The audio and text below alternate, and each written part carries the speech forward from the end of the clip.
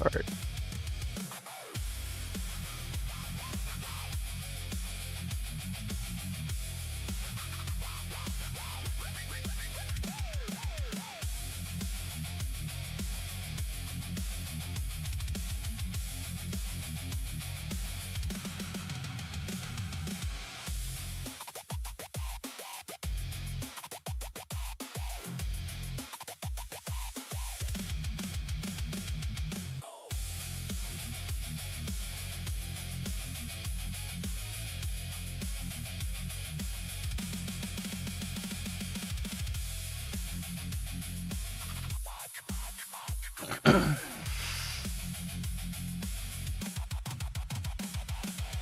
All right. Well, thanks for being here, everybody. If you're just now getting in here, make sure you tap the screen, share the live, get some people in here to have some conversations.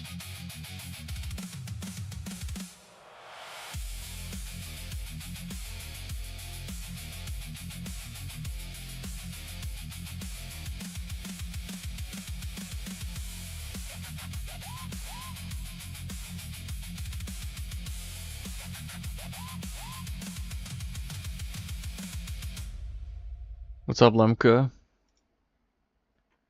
Thanks for being here. Hey, man, thanks for the heart me. Appreciate that. Yeah, well, we're just getting started. We're about 3 minutes in. Early gifting like that heart me really helps us get a good head start. So thanks for that. What's up, Tabernacle? Lemka, thanks for the go popular, man. I guess I'll put on some more music while we wait here.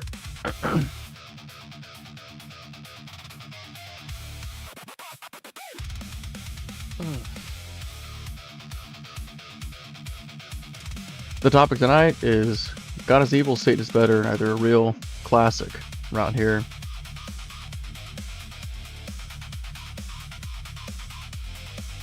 Gotta ask it real because when I die, I need someone to go off on. I mean, that's like sounds like cope to me. If you ask me, I see where you're coming from. I think I might need the same kind of cope. Gotta play the intros so people know I mean business. You talking about the video one? Have you seen that? I don't usually play that anymore. I still have it in a source right here though.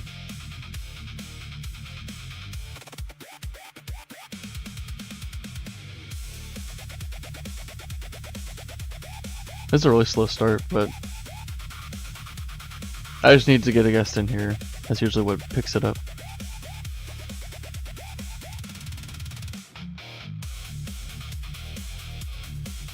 Oh yeah.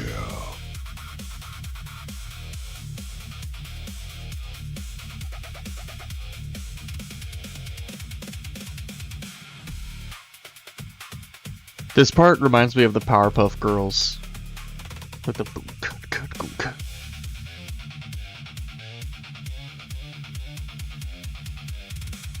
Shroud of Turin Thoughts.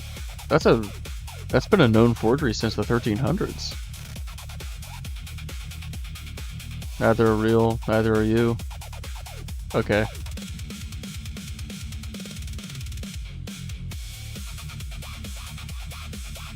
I'm waiting for somebody to say something of substance, though.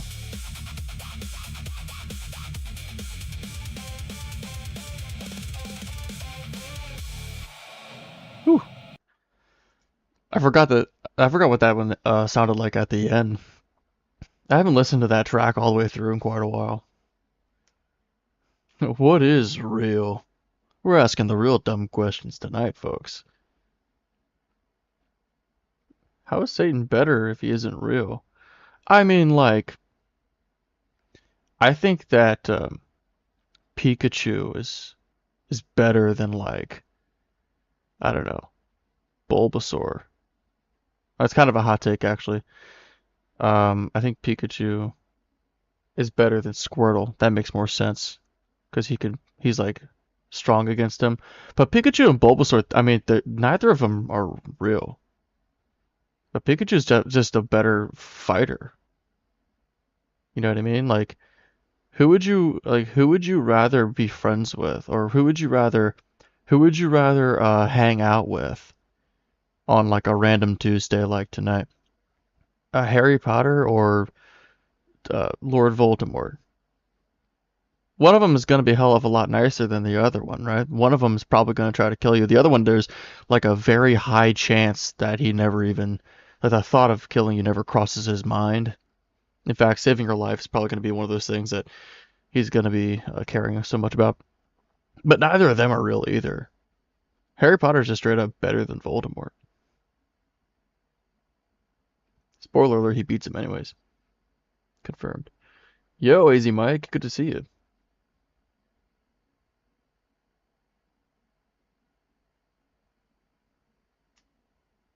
So you base your morality on who you would hang with? I don't know where you got that from.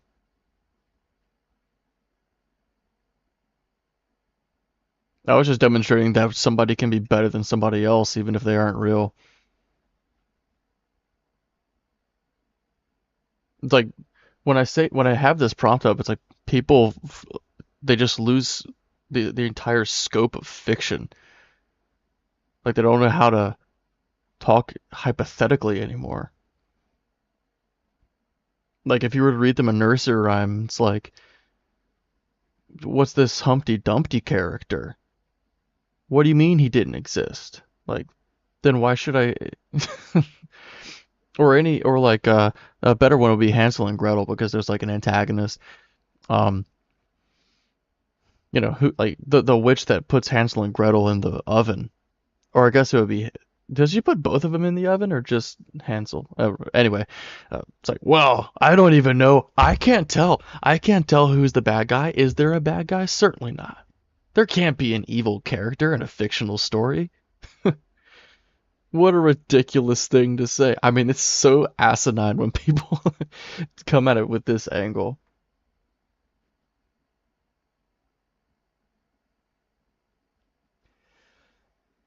All right, well, we've got our first guest. Let's see how this goes.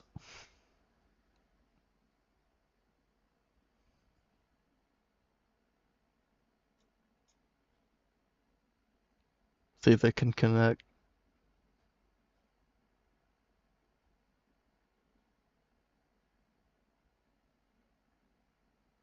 G tweet, how can God be evil if he's not real? In the same way, evil Emperor Zurg from Toy Story can be evil. He's not real.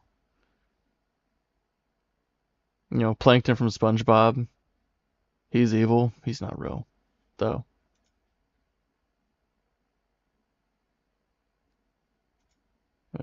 Let's see if we can connect this time.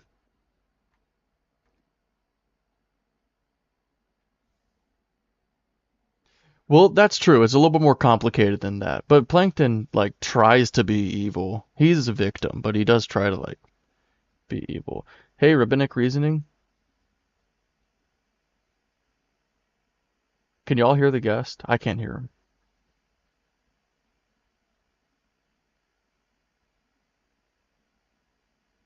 Okay.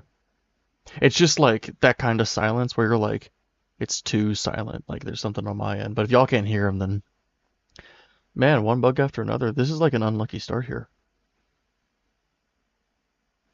Yeah, I'll say something's wrong. Can't hear you, man.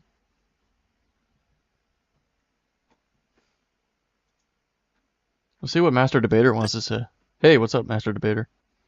Hey, how's it going? It's good. So, Um, so whenever I read like the account of Adam and Eve, the serpent really seems like the hero to me, especially like if you know the myth of Prometheus, how like he brings fire to mankind right, because right. mankind is his creation and everything. And like Lucifer literally means light bringer, which is crazy and all that. But anyways, the serpent tells Adam and Eve, if you eat the fruit, you will be like God. And God tells them if they eat the fruit, they'll die that day. Well, they eat the fruit, and then God comes and he says, You've become like one of us, knowing good and evil. That's So something I what the say all the serpent said time. would Yeah. happen happens. And it's like, isn't having the knowledge of good and evil a good thing? Like, I would say so. I mean, yeah, like yeah, seems like a good thing to me.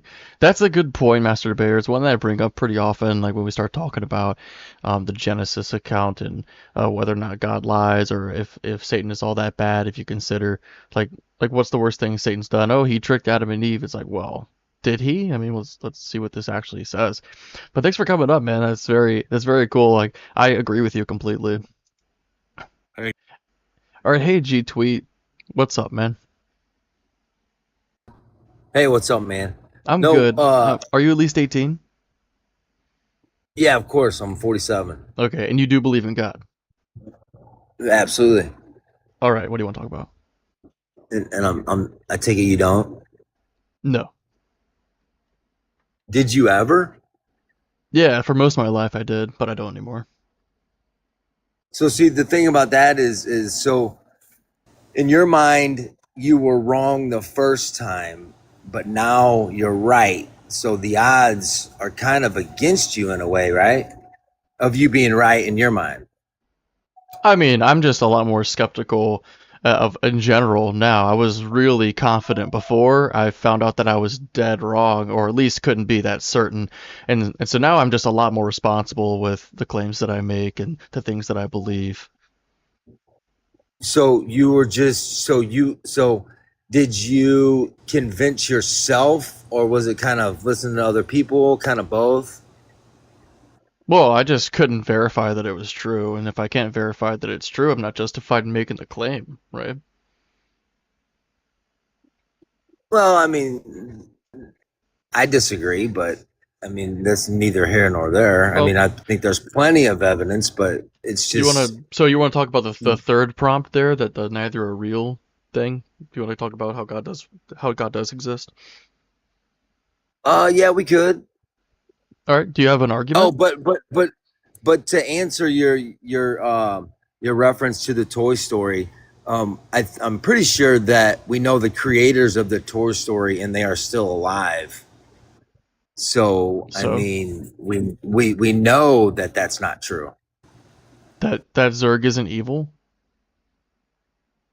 Well, I mean, we know that it's a story and that it's made up because we know the creators. But that wasn't the point of the example I gave. So for anybody who wasn't aware of like um what's your name here? G Tweet did say, how can somebody be evil and not real? I said, in the same way evil Emperor Zurg can be evil and not real, he doesn't exist. He's not real, but he's evil. He's written as an evil character in a fictional story. So it doesn't actually matter whether or not this is like a fairy tale. Like that's kind of the point. Like the point is that we know it's fiction, but we'd still consider Zurg to be an evil character because he's written deliberately to be an evil character. Right, but we know he's not real. Yeah, that's the point that I'm making. Yeah, okay. Yeah, I mean, I don't, I mean, I see you're making the point you're firm in your stance, but I don't see how it. But it's neither here nor there. I'm not very smart. Um, Granted. Okay. Do you have an argument for? granted. Do you have a? I'm just messing with you. Do you have an argument for Yeah. the existence of God? I mean, yeah, there's plenty of arguments, like I said, but you guys are just willing to not accept them. Well, I mean, lay one on me, I, because like I, if I've got a good response to it, then I think I'm justified in like disagreeing. I just think that, I mean, I'll give you one, but I just think that I don't know. There's overwhelming.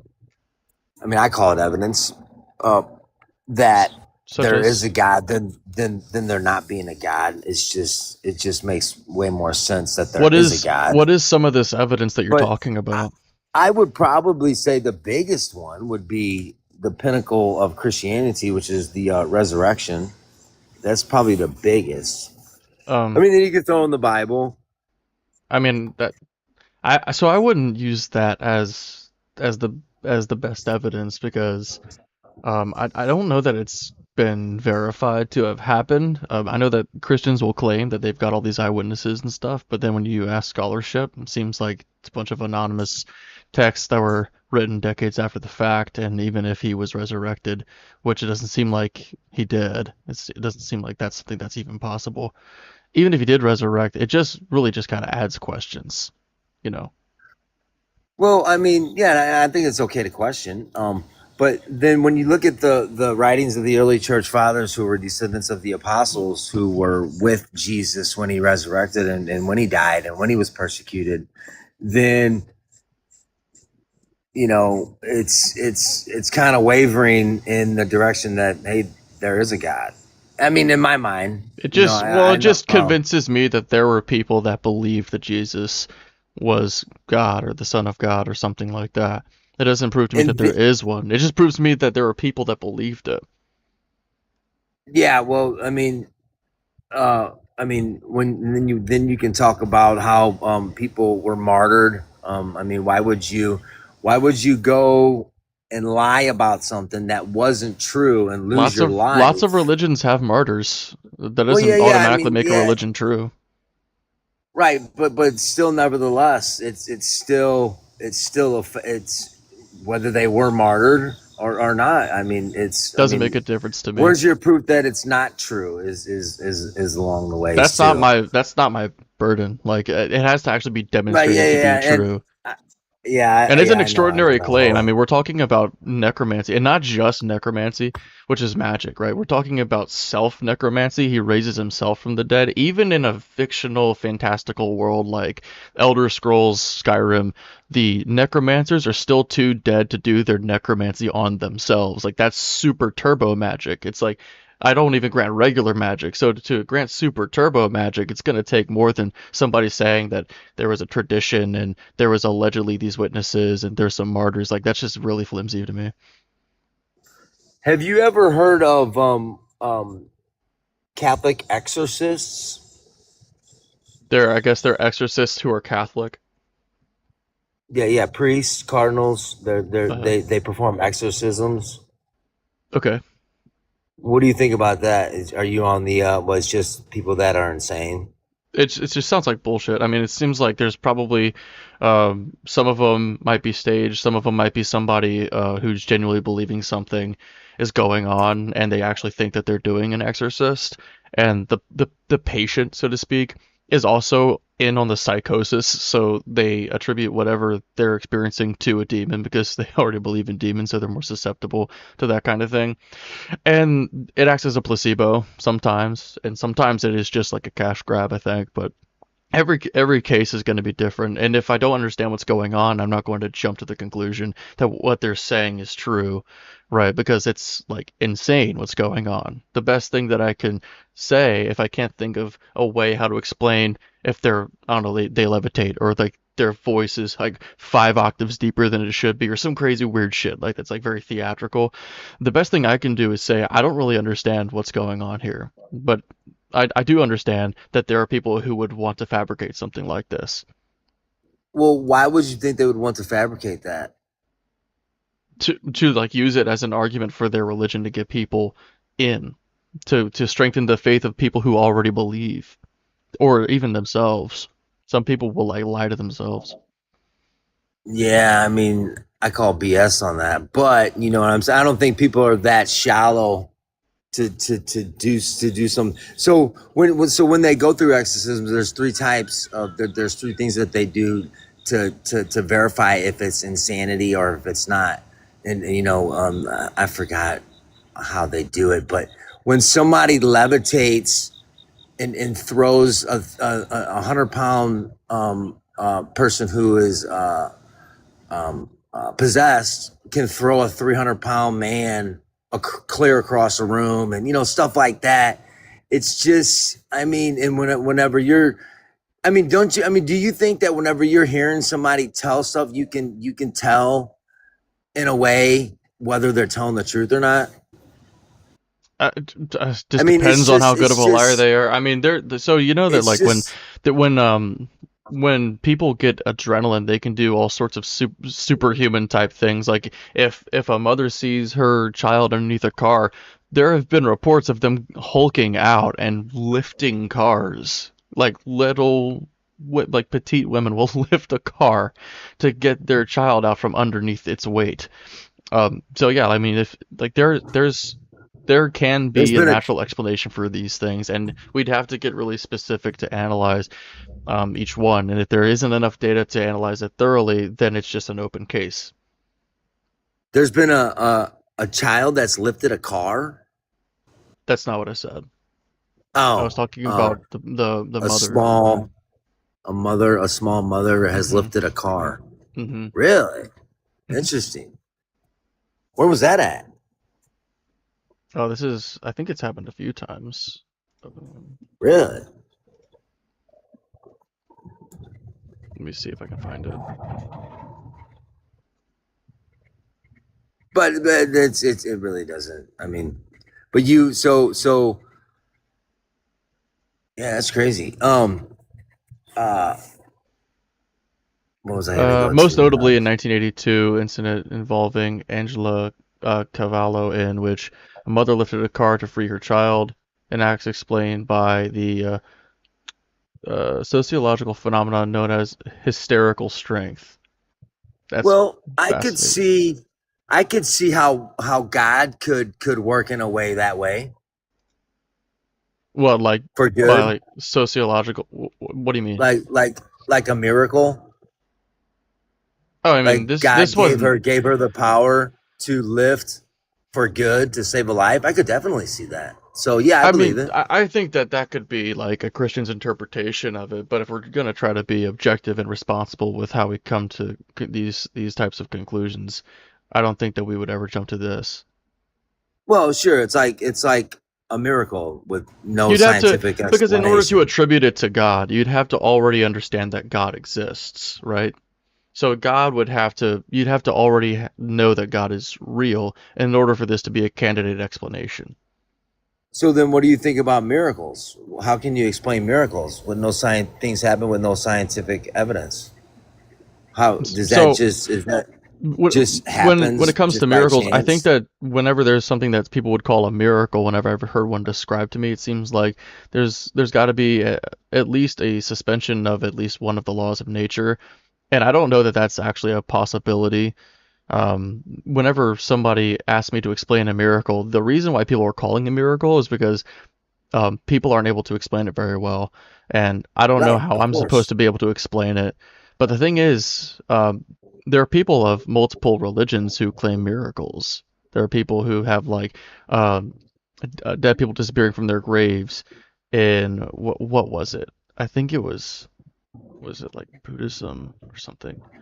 But anyway, there's miracles attributed to many Yeah, religions even today, and like we don't have an explanation. But each one of these members of these religions will use it as evidence to prove that theirs is true. But like that can't be the case because they're mutually exclusive. well, and I could see. I don't know. Maybe God works like that through other religions. I mean, yeah, I don't know. I can't really. I don't know too much about other religions. I'm pretty safe with my Catholicism. Um, I don't really go explore. I think it's kind of dangerous to explore.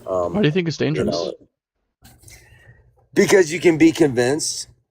But if something's convincing to you, I mean, that means that it met your standard of evidence, and now you know better, right?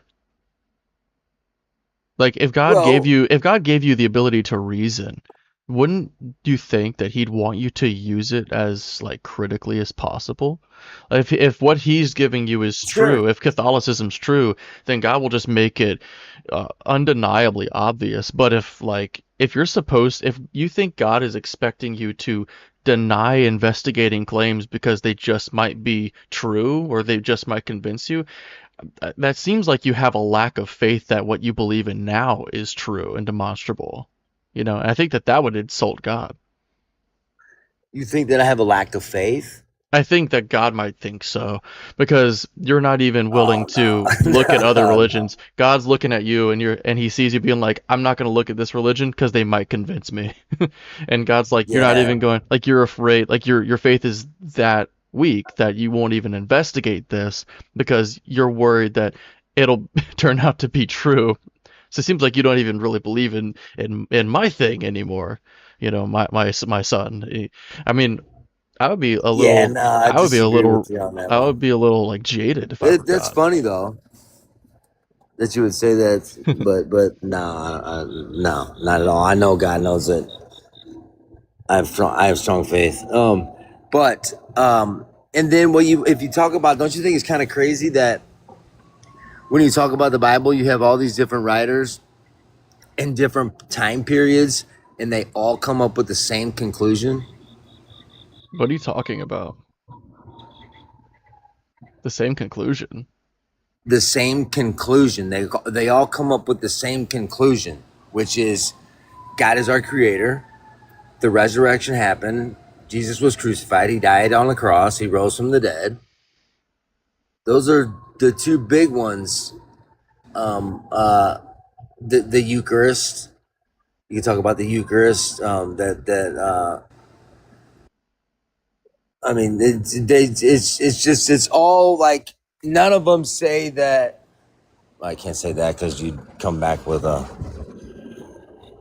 with an argument. But like, there's just different time periods, and that's what makes it even more believable that there were these people that lived in different time periods, hundreds of years apart, and then they just come up with the same conclusion. Like I said, Yeah.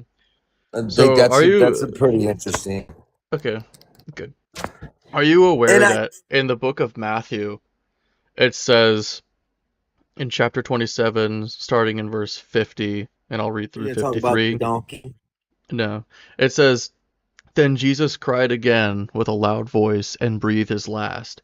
At that moment, the curtain of the temple was torn in two from top to bottom. The earth shook and the rocks were split. The tombs also were opened, and many bodies of the saints who had fallen asleep, meaning they're dead, were raised. After his resurrection, they came out of the tombs and entered the holy city and appeared to many. This is talking about like zombie resurrection in the book of Matthew. This is not found not only anywhere in any other gospel, but anywhere in the Bible or anywhere else in all of history. There's no account of this zombie invasion on the town. And that's one of many peculiar things that we find in this book of insanity. So I would just wonder, like, why are So the other that gospels not corroborating this? so that wouldn't apply to my point, right? That'd be a different circumstance. What are you talking about?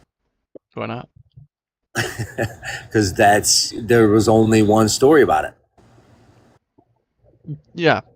You know how some people will say, the Gospels are like four different accounts of a car crash. You've got one guy who will say that there was a car crash, but these were the circumstances. Another guy Right, will say there was a car crash, but there were those circumstances. right. And I get that. But when one guy's like, yeah, and then the zombies showed up, I mean, that guy's a fucking lunatic, right? Like that, there would be other people who didn't even see the car crash, who saw the zombie invasion. But there's no record of this anywhere. There's just like a one-off weird line that we can deduce must be untrue Why do you think it must be untrue? because this is the kind of major event that would be very, very heavily documented, but it's only in one throwaway line in one of the Gospels. What's up, Tiny Science, Holy Hunkers? Good to see you guys.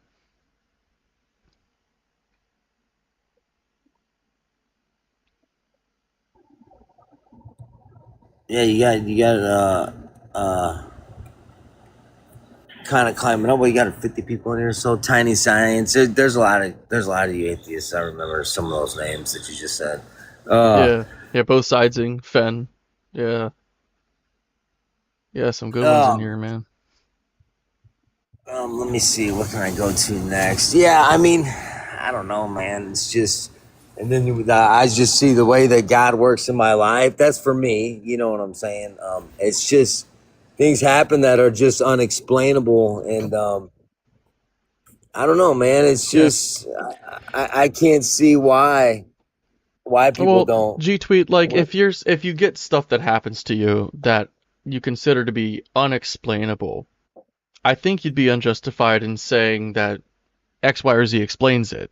And in this case, it would be God. Like, I don't know the explanation for this, so it must be God. That's what we call an argument from incredulity, where you just don't know what's going on, so you just make up an answer out of your own ignorance, out of your own incredulity. I think that's pretty irresponsible, and a lot, no, it's a common thing people do, so I don't fault you too heavily for it. But you should be aware of that going forward. So would you say that? So would you say that Christians are just ignorant and atheists are just smarter? No, not generally. I think are I think atheists are correct on this point, and I would obviously say that because it's my position. I'm an atheist. I think that people who believe in religion, namely Christianity, because that's my background, um, I believe that they're being held mentally hostage by themselves and the structure that exists, um, the whole environment, the culture. I think it traps them into very linear, dogmatic thinking, and it's very difficult for them to like be freed from it because it has so many benefits. Like it eases existential anxiety by giving you a cope for mortality.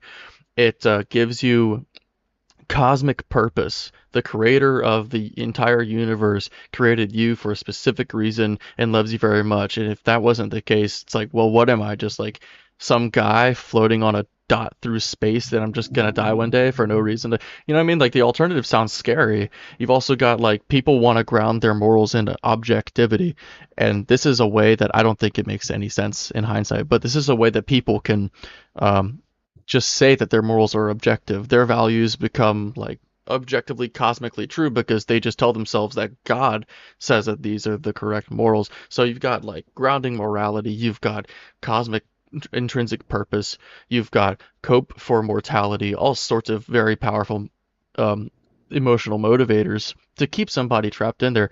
Um, Not to mention that's the carrot, but there's also the stick. Religions that have the carrot and the stick will stand the test of time more than a religion that doesn't have both the carrot and the stick. If you don't think that it's true, that's all it takes for you to get an eternity in hell. You know, and that's a little suspicious to me. That it would be that would be the criteria. But So like it's yeah. Go ahead, bro. You see what I'm so saying? so so that's that those so your explanation right there, that's how it affected you. Oh, Because that I I'm because speaking. I'm speaking from experience. You aren't always aware that this is what's going on in your head psychologically when you're in it. But I realized this in hindsight that that's what was going on. because I mean that's not how it affects me, and I haven't really heard anyone yet besides the people who have deconstructed that that's how they feel. Do you know what I mean? So Right. Well, that's what I mean. I Like can't I say didn't that. realize it was like that while I was in it because you're not really allowed to think about it that way. Like, if you start thinking a doubtful thought, it's like, well, is that blasphemous? You know, is that heretical? And this guy's reading your mind, and if you don't believe it, he's gonna burn you alive for eternity because he's a maniac. But like you like that's like a hostage situation. You're mentally hostage in your own mind, not even allowed to think a fleeting thought that might lead to a possibility of you possibly doubting a little bit. Like it's maddening, and you're not allowed to think that that's a bad thing because that's like blasphemous or something. God won't like it if you disagree with something that he does or says. So just play it safe and agree with whatever it is, and if you can't make sense of it, try not to think about it. Yeah, well, I mean that's really not the way it works. So if you think like that, I mean, of course you're gonna have thoughts. It's your action that comes afterwards. Do you know what I'm saying? Of course you're gonna have thoughts like that. I mean, you're human, and that happens. Well, Jesus does But introduce thought God, crime in the New Testament, where like, you've committed adultery in your heart if you look lustfully at a woman. Like you have done this thing, or if you hate yeah, your sure, brother, you've murdered him essentially, sure. and it's held to the same standard. So there is thought crime introduced by Jesus in the New Testament, which kind of like doubles down on what I was talking about a second ago. But I mean, yeah, I mean, I can agree that. Yeah, sure, of course, we're all sinners. I mean, I'm a sinner, and I don't know if you'd agree that. Well, I mean, we're sinners, but God knows that. I mean, but God does forgive. You know, if you were to come back to Christianity, I mean, you would be forgiven. All you have to do is ask for forgiveness.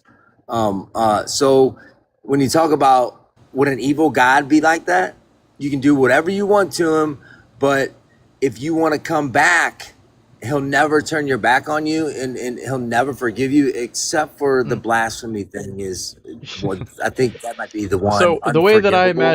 the way I imagine what an evil god might do is an evil god might see that somebody is on the path to destruction. So they might make it look like they're saving them to gain someone's allegiance. And an evil god wouldn't care what this person did. They wouldn't care how heinous. They just want people to worship them.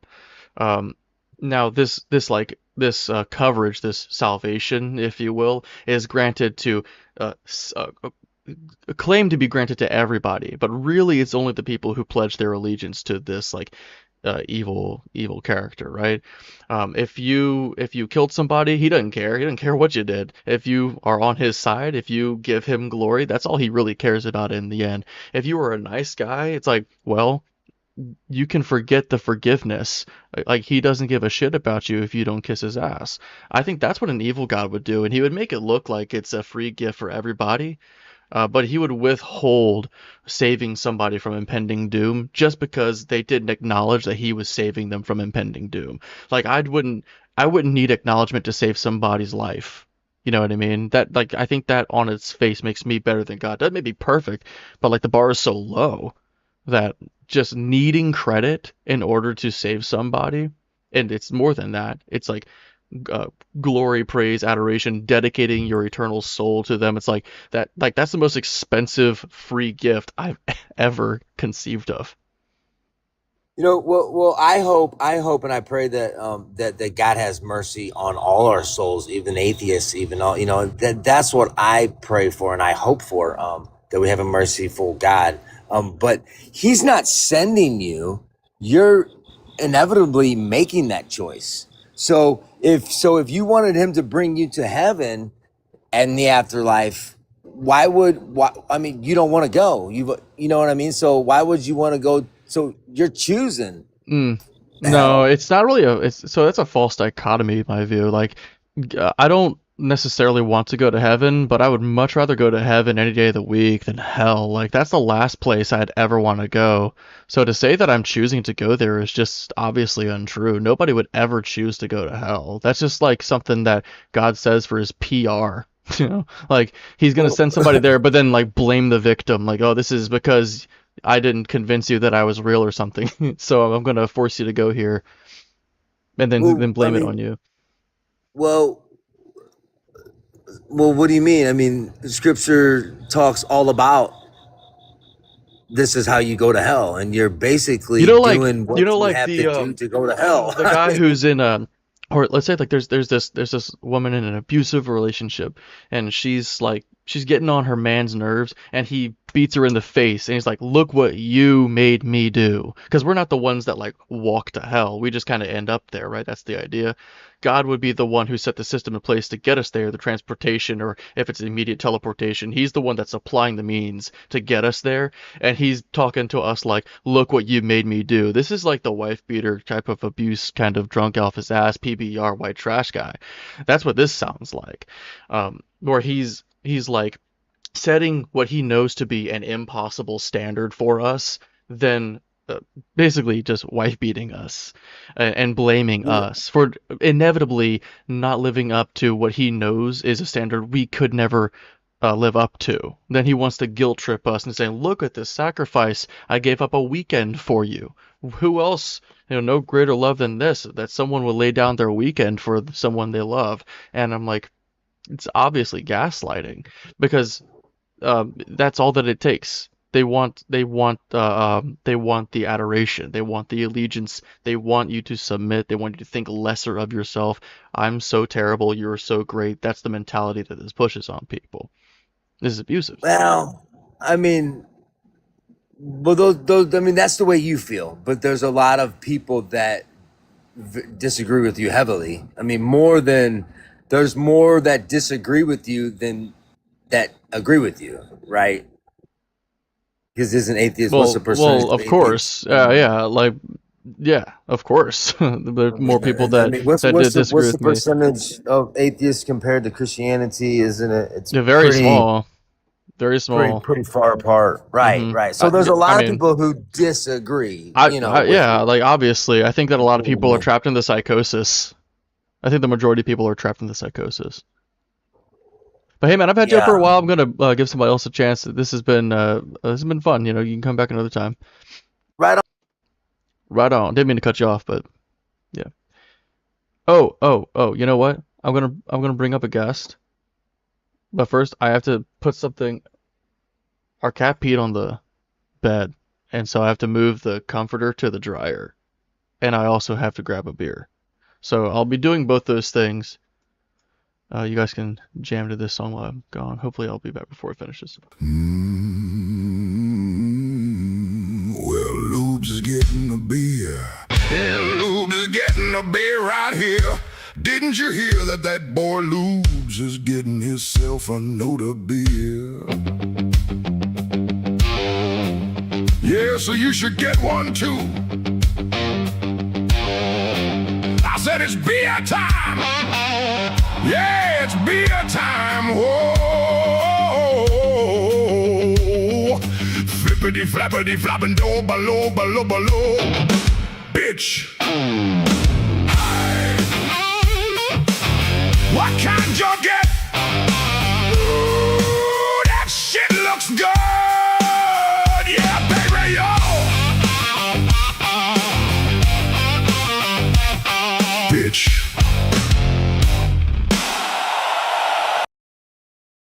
Okay, I had time to grab the beer. I will still play some more jams though while I'm gone putting that comforter in there. So let me get something like, how about some Bible songs? You guys familiar with Deuteronomy 22, 28 through 29? Take it away. If a man meets a virgin who is not pledged to be married, not engaged, and forces himself on her, forcing deep inside, and they are discovered, better not get caught. He shall pay the girl's father 50 shekels of silver, because dad's the real victim here. He must marry the young woman, for he has violated her. That'll teach him. He can never divorce her as long as he lives. Now she can be legally violated every day, oh, every day. Oh, yeah, every day. Every day he gets guaranteed dibs to purchase that lady. Now she can be forced to have his babies. 50 shekels for some lifetime poontang. And all he's gotta do is just take, violate. Isn't it great? Violate. Isn't it great? All he's gotta do is to grape.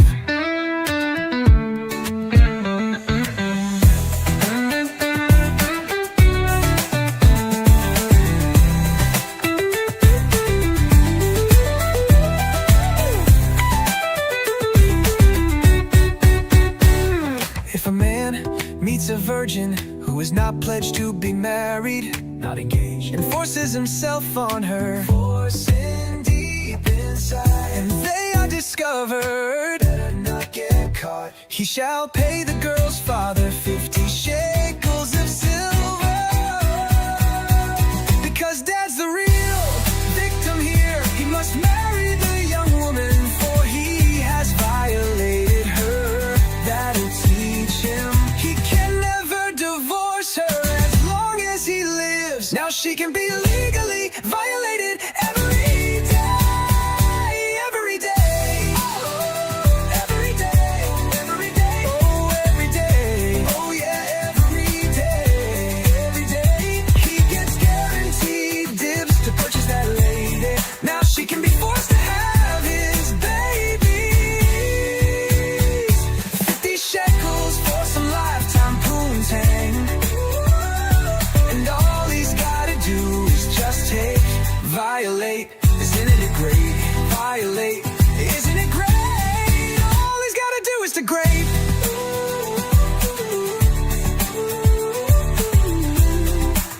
fuck was that?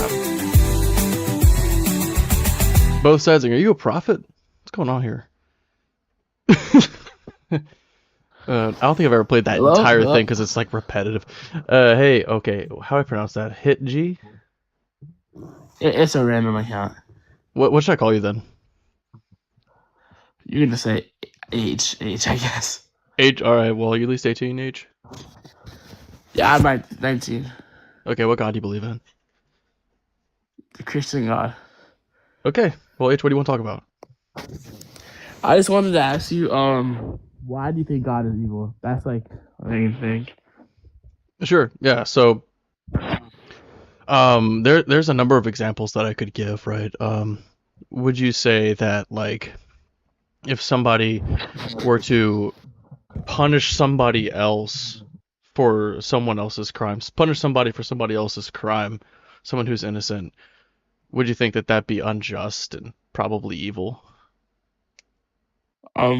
Like, are you like? Can I get an example of like what crimes? Yeah, like for instance, if I were to like kill somebody and then Yeah. the jury was like, "Well, we've got H here. We'll just punish H instead." Oh, You are you think trying to make a connection? Are you trying to say like as Jesus' sacrifice? that's a pretty good one? I think that's unjust and pretty fucked up, but I mean, this is just like a general blanket thing because it's not the only example of this. I mean, in general, yes, I would say that is So, but evil in a sense. Yeah. not every time. Sounds like you have a reservation. Like yes, every time. Yeah, obviously. Yeah, sure. Every time. Yeah. Okay, so then that would like you made the connection, like right, like nice job catching that. Like yeah, the gospel is where this is I think the most analogous, where you've got Jesus, an innocent person, right, being punished for the sins of other people. And this is like anything from a minor sin to the most egregious thing that you could possibly think of. He's allegedly taken that all on, and a requirement is that he's innocent. I think that's the furthest thing from just, but this isn't even the only example, right? There's the whole paradigm is kind of based on this, like the idea of original sin, where now we have a sin nature. We're cursed to toil the earth.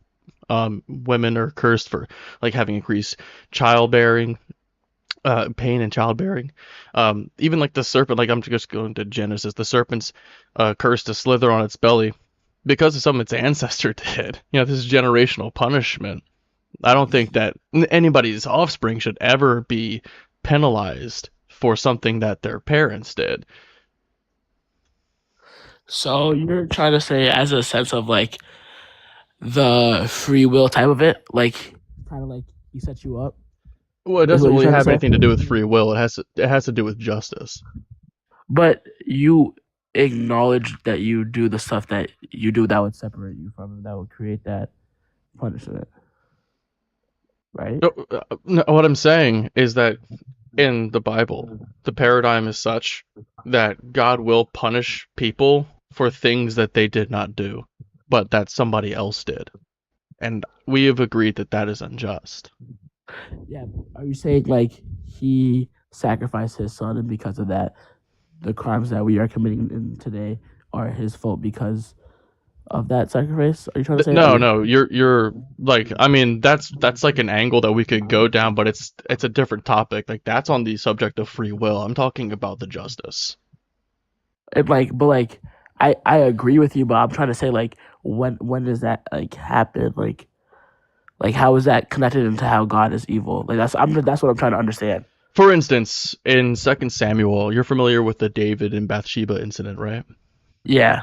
Right. So he sleeps with Bathsheba, gets her husband killed on purpose, and she bears David's child. And this is like a dick move. I'll be fair. Like he definitely has some ramifications that I think he needs something to happen right to him.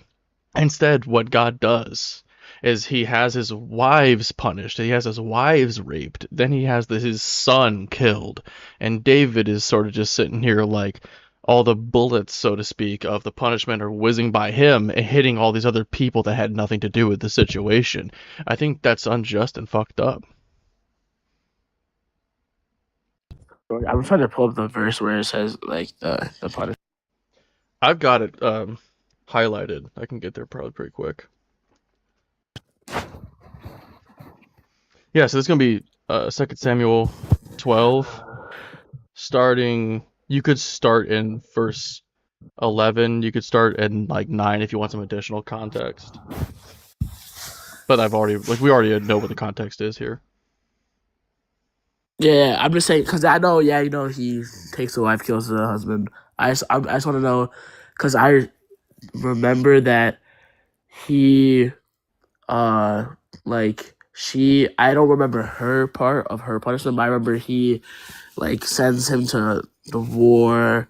He gets all roughed up, and then he has a realization of, boom, this is messed up, and like repents for that. But I don't remember I'm asking for the verse of the girl where the girl gets her punishment. Well, I don't know about that. Like, I don't know what unless it's just gonna combine it with Bathsheba. I'm familiar with this specific passage here, but I think that this is unjust, right? Because this is like the point. There's collateral damage, or actually not even collateral. This is like the deliberate target. God is punishing David's wives and David's son for David's actions. Like, if anybody, How? not that I think. Oh, I'll explain. I'll just read it actually. Sorry. I'll just read it. Thus says the Lord, I will raise up trouble against you from within your own house, and I will take your wives from before your eyes and give them to your neighbor, and he shall lie with your wives in broad daylight. For you did it secretly, but I will do this thing before all Israel in broad daylight. Later on down it says, nevertheless, because by this deed you have utterly scorned the Lord, the child born to you shall die. Then that's confirmed to happen in the next section there. Wait, what's the verse again? I just want to look at it at my part too. Yeah, I started in chapter 12 of 2 Samuel, verse 11.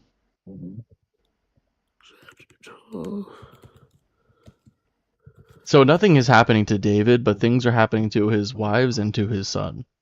And this is supposed to be a punishment for him, but there are these people that aren't involved getting punished, and this is unjust and wicked. Wouldn't you say it's also a punishment for David? I mean, that's his son and that's his, wife, I guess you could, but like, wouldn't you say that would also It's hurt? not that there's no, like, there's obviously a reason why this would be put in there as a punishment for David. Like, yeah, it's gonna suck if like something happens to my wife or my child. It does affect me in a very heavy way. But if I do something and I'm being punished, nobody should punish me for my actions by like killing my son, right? Or by having my wife raped. You know what I mean? So I would say, like, let's say your dad in a sense takes out the biggest loan ever. He never pays it back. Your Real family quick, isn't. before you continue, using an analogy that involves money is not going to be very analogous, because I do think that you can pay off other people's debts, but if you are like a serial killer or something, you can't just like take somebody's place. So I think that this could be disanalogous unless you're going somewhere completely different with this. What I'm trying to say is that it's David's fault for what he did, and that hurted his family. And I don't think the blame should be on God for the sin that he committed. God But takes the credit. Like he says, I'll just read it, the word for word. yeah. It says, I will take your wives from before your eyes and give them to your neighbor, and he shall lie with your wives in broad daylight. For you did it secretly, but I will do this thing before all Israel in broad daylight. So he wants the reader and he wants David to know that this is his doing. He's causing this to happen intentionally, Yeah, but on that's purpose, because- as a punishment. But that's because of the sin that he committed. If Right, you, that's why like it's a I was saying, punishment. but that's still, the fault would lie on David and and he messed up his whole family line, and that's still Okay, I wouldn't all say. right, look, wait. So, like, because the issue isn't that he's being punished.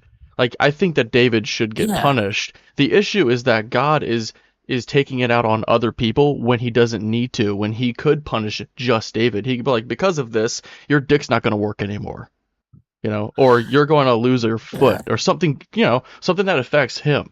or you're going to lose half of your wealth, and that'll probably affect other people. But he's not like going to say, because of this, I'm going to have your wives raped. Because of this, I'm going to kill a baby. This is, I mean, this is just egregious. It's like a major misfire of justice. I mean, I can see in the fact of what you're saying, but I also like as a standpoint for me, like I can see like it is. I guess there's could be other punishments that can be made, but what I can say for that right now is that I just like trust that he made the right choices. I don't know. I'm not all knowing, so I don't know like what the thought process was of that. But I feel like if I make a mistake, like as the loan, and I don't pay that loan, and it obviously is gonna come down to my family, I would say that's the right punishment. And obviously, the bank is not gonna be like, you know what, it's fine. The He bank is example in the again is heart. missing the point. Like the bank example is just majorly missing the point. But it's the same. A better analogy, if you wanted to make something analogous, you would like if we'll just do a direct one-to-one, right? So let's say that let's say you're married and you have kids. You fuck someone else's wife and you get him killed, and you're guilty of this, and the court knows that you're guilty. Your sentence is, we're going to rape your wife and kill your kid. Is that just? Ever? No. No. But when But God I- does it, there's all the special pleading that Christians need to do. And this is because of the appeal that you actually did earlier a second ago, where like you don't understand his mind, he's like his ways are higher, or something to the effect of that. And this is like when that's what you need to resort to, that's really a red flag for me. And it should be a red flag for you too, because this is just a thought terminating cliche when people end up saying like his ways are higher, or oh well that's where faith comes in, or well God works in mysterious ways. It's like we can't as humanity comprehend how this could ever possibly be in the slightest bit logical. So we're just going to accept that it works anyway, and just defer to him, like not lean on our own understanding, but on the understanding of this supposedly all-knowing God that by all accounts of what we understand and all good, all-knowing God, all-powerful God to be, he does not match up with that. It doesn't make any sense to do that. I would just check that in the future for whenever you're like being critical about when the Bible says God does something. Try to never land and end your thought on something like that. You know what I mean? I think that's how people stay trapped in the religion. Yeah, but also in the story, his son also rebels against him and goes against David and like rebukes him. That's kind of irrelevant to what's going on here, though. But like, wouldn't that go into accountability for like his dad made a mistake and he followed his dad in that mistake, which would cause him. I don't know how you can blame God for that, because God takes credit for it. I mean, do you jail, think that God is wrong when he says that he's doing it? he's not taking credit for He's taking credit for the punishment. God's hands aren't tied when it comes to how he punishes people. God can do he can punish however he wants to punish, and he can waive punishments as he pleases because he's ultimate. But that's not a loving God though. He can do that, but he's not going to, because that takes away our free will. I feel like that's evil because we don't have our own set of mind. You think that God made the right call here by protecting free will by having the baby killed, so it would never had its own will. So the baby's free will is completely gone. The will of the wives, multiple, I don't know how many there were. God killed the baby? Oh yeah, it says so just under in like verse 18, I believe. Something around there. Yeah, and he's taking away the wives' free will by having them raped. I mean, obviously this is like a dissonance. But God does not kill the child. The Lord struck the child whom Uriah's wife bore to David, and it became very ill. David therefore pleaded with God for the child, and fasted, and went and lay all night on the ground. The elders of his house stood beside him, urging him to rise from the ground, but he would not, nor did he eat food with them. On the seventh day, the child died. The Lord struck the child whom Uriah's wife bore to David, and it became very ill. On the seventh day, after suffering for 7 days, the child died, all according to God's plan. This is David's punishment. A baby is suffering for a week, then dying. That's God's version of justice. It's opposite to our version of justice. Uh, would it be fair to say that the God could like save the baby as in like he's hurting David, not the baby? So let's say like you just said God does have all the power. The God could kill the baby without the baby having any pain. Well, so it says that the baby became very ill and died after 7 days. So obviously the baby is going to be in major discomfort. This is a disease that is able to kill. And it didn't kill immediately, it killed over the course of a week. That tells me, and it should tell everyone here, that it was a very egregious illness, one that But he does could, ensue suffering. but he could just have that suffering be put on David and not the baby. That you could be It just as I mean, you'd be reading that into the text if you're meaning like he's giving the baby the suffering, but like David's the one who's feeling the suffering. The baby feels like nothing but pleasure or something. But if that were the case, if that's what you're saying, I don't know if that's what you're.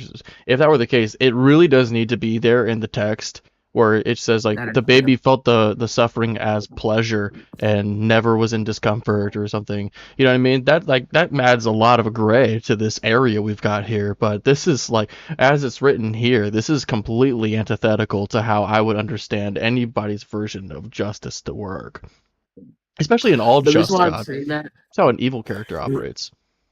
the reason why I'm saying that is because he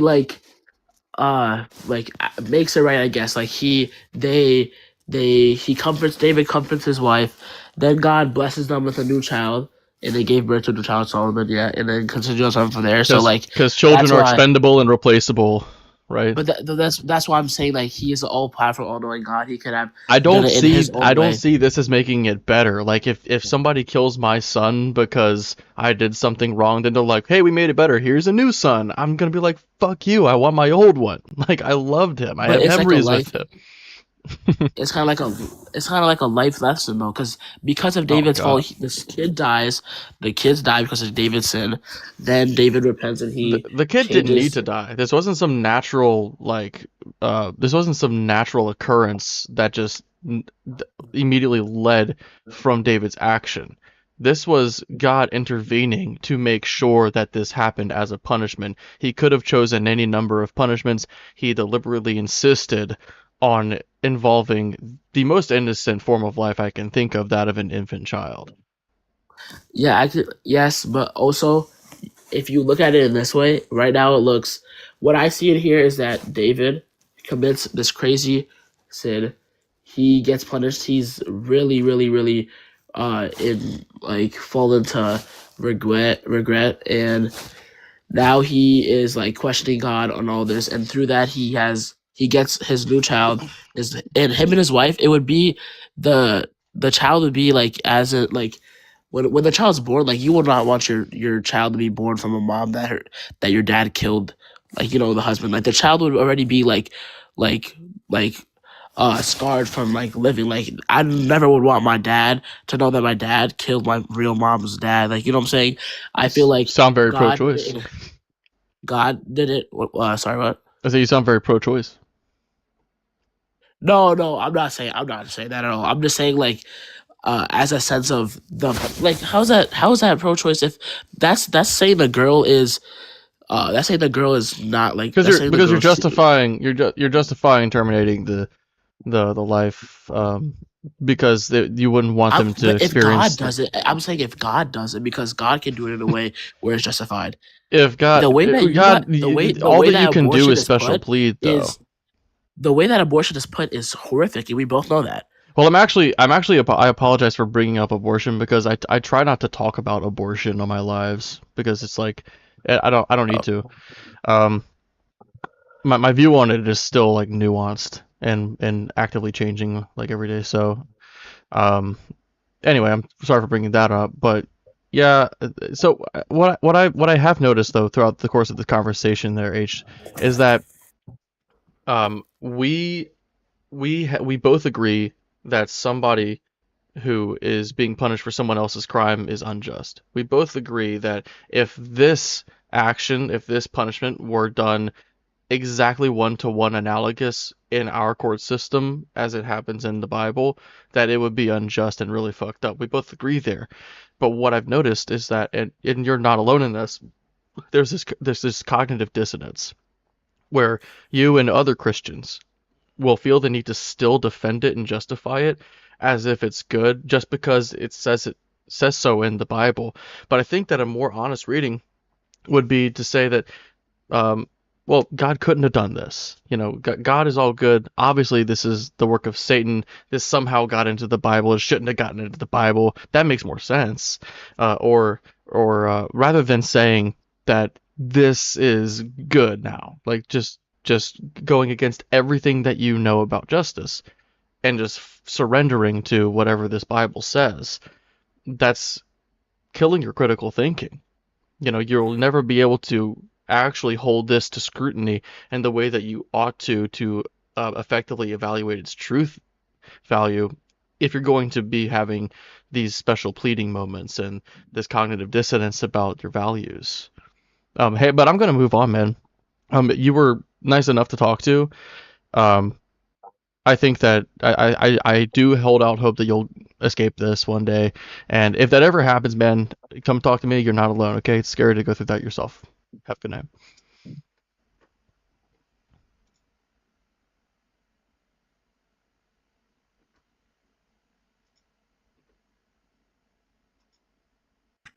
Hey, Sauce Plug, are you at least 18?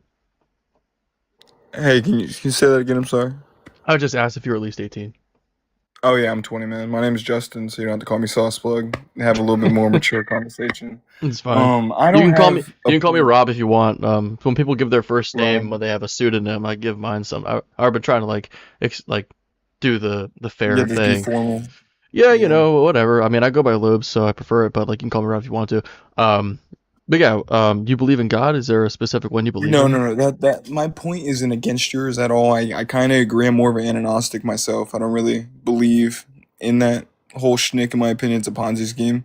But I do want to ask you your opinion on some things. Like, if the Christian God were real, do you agree or disagree? Free will would be limited. I don't think that free will is a logical possibility under any circumstance. See, I concede to that. Like, I see it more as free will would be nothing more than your comprehension of reality, but not your actions alone. Because if Christian God was real, your actions would be uncomprehendibly limited. I'm sorry, I'm trying to get it done fast. So the moral, what I'm saying, would you agree if the Christian God was real, we would have no true control over our actions and we would technically just have to go back to them because we're on a plan either way. Everything's meant to happen in most Christians' eyes, right?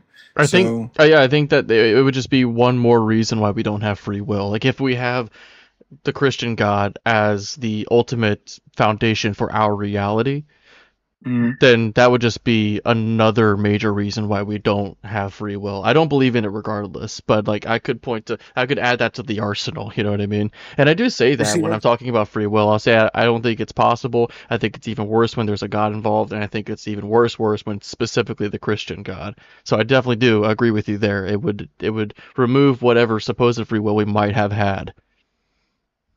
Okay. See that's something too I've argued with a lot of people about because they try to bring in the like conversation that everything's meant to happen, and as soon as you bring up like a child being assaulted that's not even able to Yeah, comprehend except that, right? reality.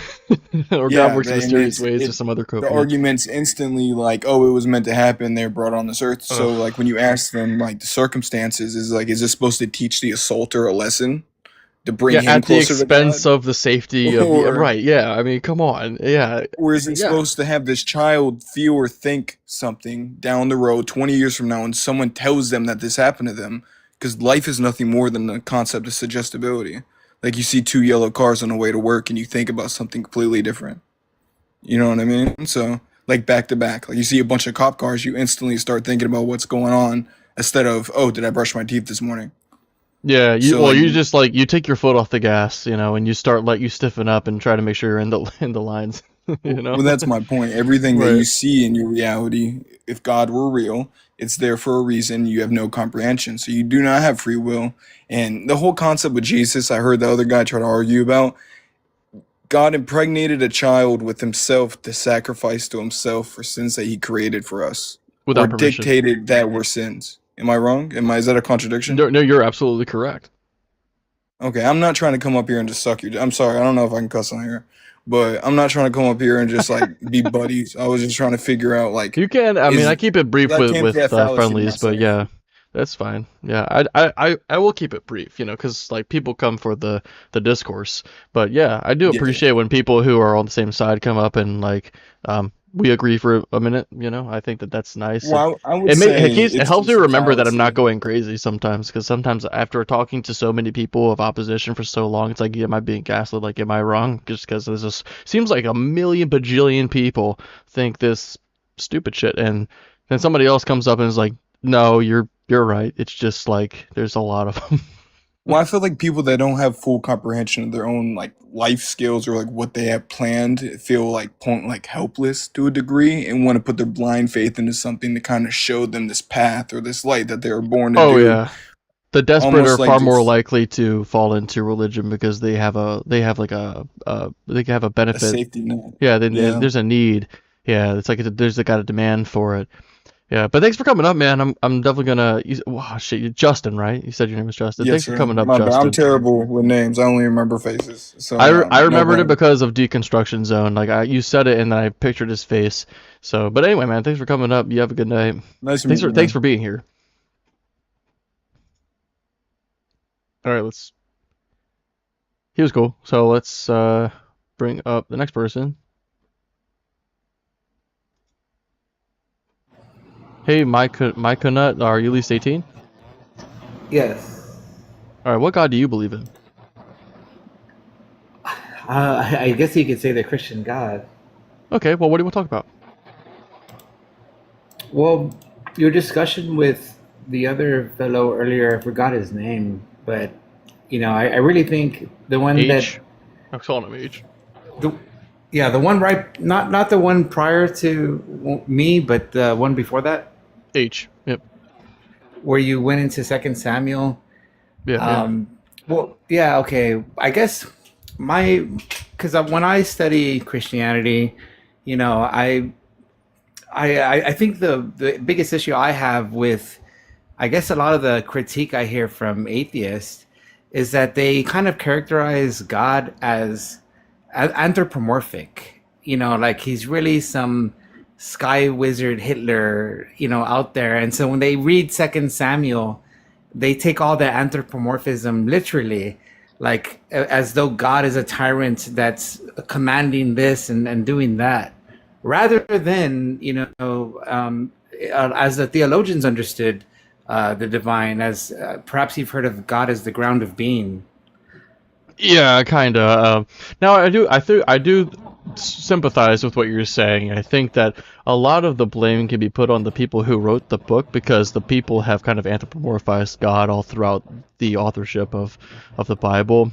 He's become less and less anthropomorphized as time has gone on, but in ancient culture, gods were thought to be like physical beings that existed in places and needed sustenance and stuff, and like people would worship and all give offerings to them because they needed sustenance, and they would reap, like, the tithes were from their farms because they needed sustenance. And this is obviously like pretty clear that it's like a scam. Somebody made this shit up, and whoever's taking these tithes is like, if there's an organization, they're just like making a killing. But anyway, that's besides the point. It's kind of a rabbit trail there, but yeah, Well, I think that there is a lot of anthropomorphization in, oh, I said that right, in the text. And when we're reading the text, we kind of just have to work with what we've got. Sure, but I mean, I wouldn't say that anthropomorphism has existed throughout history in the way you're describing. If you look into real ancient ideas of God, like Brahmin and Hinduism, Hinduism is considered the grandfather religion. Has roots that go back 10,000 BC, and Brahmin is not some kind of anthropomorphic entity or an Brahma? entity of any sort, of any form. No, Brahmin. Brahman? I don't know that one. Yeah, Brahmin. Yeah, I'm not referring to Brahma, but Brahmin. This is a very different concept in Hinduism. What's It's a central Brahman? Because concept. I know about Brahma. I don't think I know about Brahman. Brahmin is the central concept and the central divine notion in Hinduism. So it's not an entity with form. It's more thought of as kind of an ultimate reality, or the ground. Basically, what how Christians, when or Paul Tillich, when he refers to God as the ground of being, or when Meister Eckhart refers This is to their Godhead, version of that. Okay. Okay. yeah, it's essentially synonymous if you look at descriptions of each. And you also have in Neoplatonism with Plotinus, you have the one. I don't know if you ever read into the one, but No. this is another understanding of the divine that is not this anthropomorphic entity that's often criticized. And a lot of Christian theology has roots in Greek philosophy.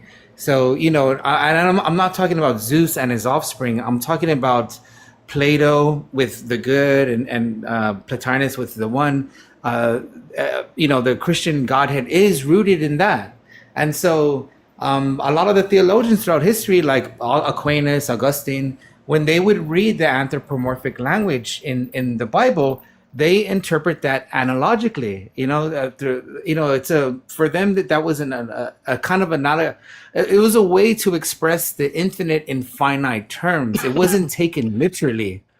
And so that's why I think it's silly when atheists say God is evil, because God can only Well, ever be evil. here's the thing. I'll let you Go finish your ahead. sentence. It seems like you had one sentence left. I'll let you you said God can Yeah, I only be was evil. just gonna. I was gonna say that God can only ever be evil if you consider God to be some kind of anthropomorphic entity that has volition, that has agency, because Right, that's right. not how Well, God. yeah, I mean, but if God doesn't have agency, if God doesn't have personhood, right? Like opinions and goals and things like this, then I don't even know that I would consider them to be a person, right? Like I wouldn't consider them to be God, rather like a force of nature, some kind of ultimate grounding for reality that doesn't actually have its own intuition or anything like that. Well, you But see, I mean, I wouldn't think of it that way. Because if you look into classical theism, God is devoid of anthropomorphic qualities. When you look into the way Aquinas thought of God, that's not an like for the anthropomorphic God would, from their point of view, is the naive interpretation. The But in that view, non-agential. there's still a will, right? There's still a will which is ontologically prior to an act, where like there is like a I want to do this and I'm doing this idea there, where the God has personhood. No, not okay, not necessarily. And I would say that that's where it kind of gets confusing for a lot of people. I think, even what's his name, allegedly Ian has a lot of trouble trying to get his mind around this. And he'll often invoke like eternalism or the B theory of time to try to, grasp it.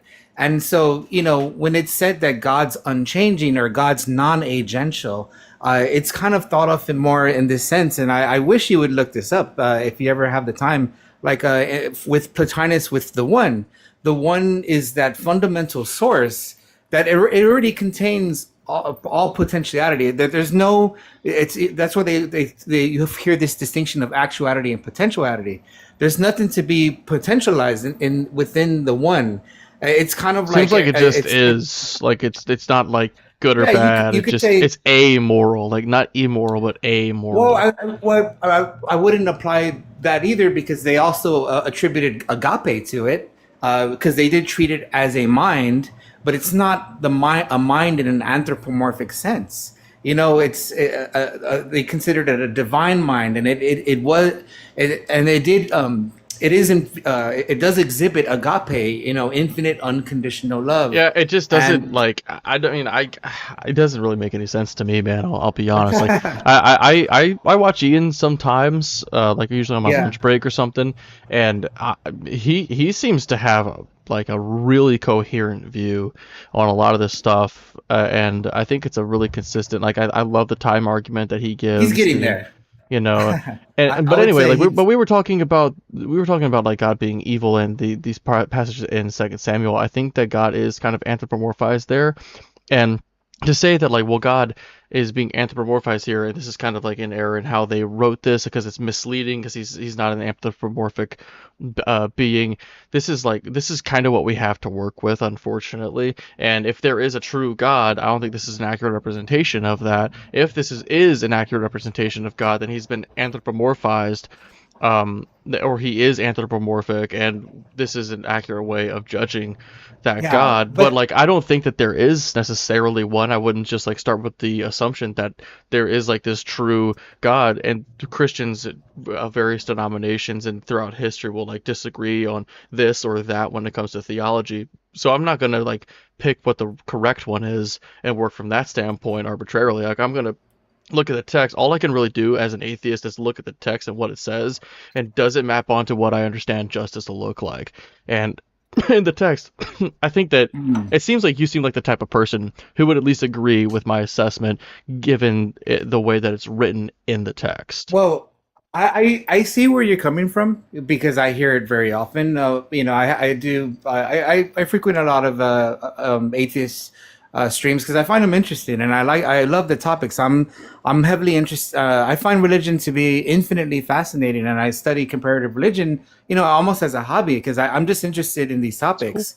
And because if you, but when you say like, oh, this is what we have to work with. This is also the attitude of like the most notable theologians throughout history in Christianity. Like if you look at Aquinas or Augustine, yes, they say this is what we have to work with. But when they see the anthropomorphization, and then they look at the Old Testament and they see where God is described as transcendent, as like Alpha and Omega, in the Old Testament, their way to reconcile it is to interpret the anthropomorphic language analogically, and they've been doing that for centuries. And so that's why I find it strange Yeah, that a lot I of the think I think it's a mistake on their part by doing that, because it seems like there's just a disconnect in what's being written and what their idea of God is, right? I think that that would be an indication that this God, since he's been anthropomorphized so much, this specific one is just anthropomorphic, and they have the wrong interpretation of what God even No, is. you see, I disagree with that because if you're gonna solely interpret God as an anthropomorphic entity, which it sounds like you're attempting to do, No, no, no, then you're that's not what I'm ignoring doing. all the. Okay, well, if that's the case, okay, maybe that's not what you're doing. But I'm saying that anyone who does that, they're excluding all the entries where God is described as totally transcendent. And so then they'll run into contradictions with that. So the way that those theologians avoided those contradictions is by reconciling it through by treating the anthropomorphic language and analogically. And like I said, I mean, these are notable theologians. I don't think they were doing it by mistake. We're talking about the most notable theologians throughout history. And I just don't take theology very seriously. So a theologian is like, you got a degree in bullshit. So I mean, like, I understand that like you hold them in high regard as a theist, but when I hear like the theologians, the high regarded theologians say this, I'm like, well, they've got yeah, a degree in like they're like this, yeah. we believe Well, in this okay. bullshit, and I'm an expert in bullshit, and I'm gonna try to like explain it to you. That's just Yeah, how it I sounds see when I that, hear but that. that's only, I mean, that's just your skepticism at play. You know what I mean? Like, it's not like you have evidence that there's no God. You know what I mean? It's not like you can prove that their theology is truly nonsensical. You're just rejecting it because you're skeptical about it.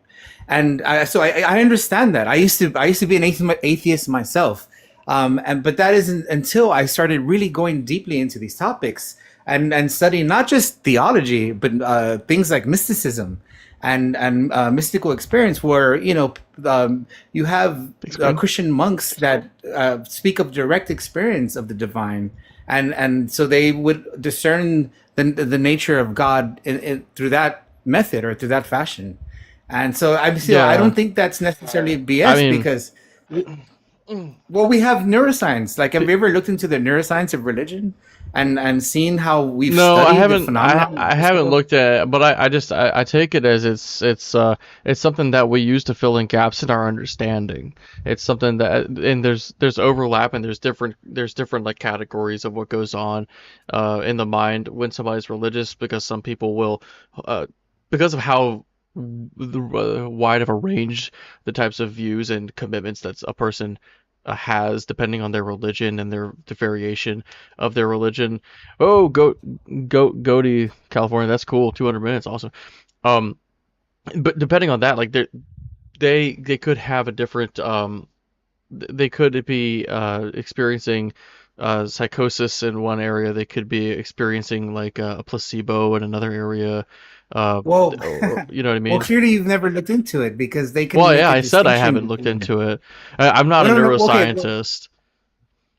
Well, what I'm trying to say is that they can. I mean, the neuroscience surrounding this topic and this endeavor of research has been around for decades at this point, and they can pinpoint, even study it with fMRI, precisely what professionals call. I mean, I know the term mystical experience or the term mystical has its associations, it has baggage, but they're not talking about something woo woo or something that violates the laws of physics. They're talking about a phenomenon in consciousness that they consider to be biologically normal and that they could study, that they could, Right, run through based an on people EEG. Or, who experience it. So you're referring to they're studying people who experience something. Because I won't just sit here and deny people's experiences. Like if they experience something, it either comports with reality or it doesn't. But like their experience will always comport with reality to themselves as the experience. Like the experience itself is truly how they experienced it. You know what I mean? Like, maybe I'm not explaining that I exactly kind right. of get what you're Like saying. Well, I mean, like it's like a like if I saw a pink unicorn and there just wasn't a pink unicorn there, it's still objectively true that I experienced seeing what I interpret to be a pink unicorn, right? Like I did have that experience, and maybe there's something going on neurologically where I'm not seeing sure. something that's actually there, external to my mind, but I did still have that experience. Is that what you're talking about? They're like studying that Well, branch I of kind of get where you're coming. consciousness. Well, the thing is the pink unicorn. I mean, I would say the pink elephant thing. I think is associated with delirium tremens, which is severe alcoholism, the withdrawal symptoms of severe alcoholism, and there is hallucination there. But what I'm referring to is more what William James spoke about in his book, The Varieties of Religious Experience, and so there's very specific criteria when they What speak was of a that? so-called mystical experience that they can distinguish from hallucination is, I guess, my point that I'm I'm trying to sorry, get that was to just here. like I got a gift that was really distracting I've never seen before. Thank Oh you, yeah, Queen, for sorry. that. Yeah, I need to like focus on what you're talking about because it's in a field that I don't know, I'm not familiar with, and I had never I seen this could before. repeat it. Yeah, if you wouldn't Sure, mind. But thank you, Queen, for that. sure. That was really cool, generous. So a lot of the modern research is based on William James' work that he originally laid down in his work in his book, The Varieties of Religious Experience, where he kind of recognized this very specific criteria that manifests in those type of experiences, and so throughout the decades they've refined this to the modern studies now. I think they go by 6 specific criteria, and you can, you look at these up. This is peer-reviewed literature that you can research yourself. You can go to Google Scholar, type in mystical experience. You'll see dozens and dozens of studies on this phenomenon, hundreds, in fact, because it's been going on for decades, like I said. And, they've gotten to a point where they can distinguish this from other phenomena like hallucination, like seeing pink elephants. Like they're not related. Okay. They're, Well, that sounds really interesting. I would have to look more into that. But I think that we have gone. Thank you for sharing that with me, by the way. I really do yeah, appreciate that. sure. But I think we have kind of gotten way off of these prompts here. Did you want to engage with one of these directly, or do you want to, Well, or yeah, did you just want to share that? Matt, okay. I'll give you this, man. If you're gonna go off, and I hope you look into it. I have a subreddit that I've named "Depth Over Dogma," and I kind of address these topics here. And like I said, the God is evil is a criticism only through the interpretive lens of God being interpreted as the anthropomorphic entity, and I think that's very divorced from classical theism, I and how like if God is transcending everything, including morality, then like God would just be amoral. And now I think that, so my view, I'm a moral anti-realist. I consider morality to be just value judgments that we place on things because that's how we use it. So I think that if we want to discover what morality is, look at what it is, what we all call it, what that actually is in practice, and that's just what it's going to be.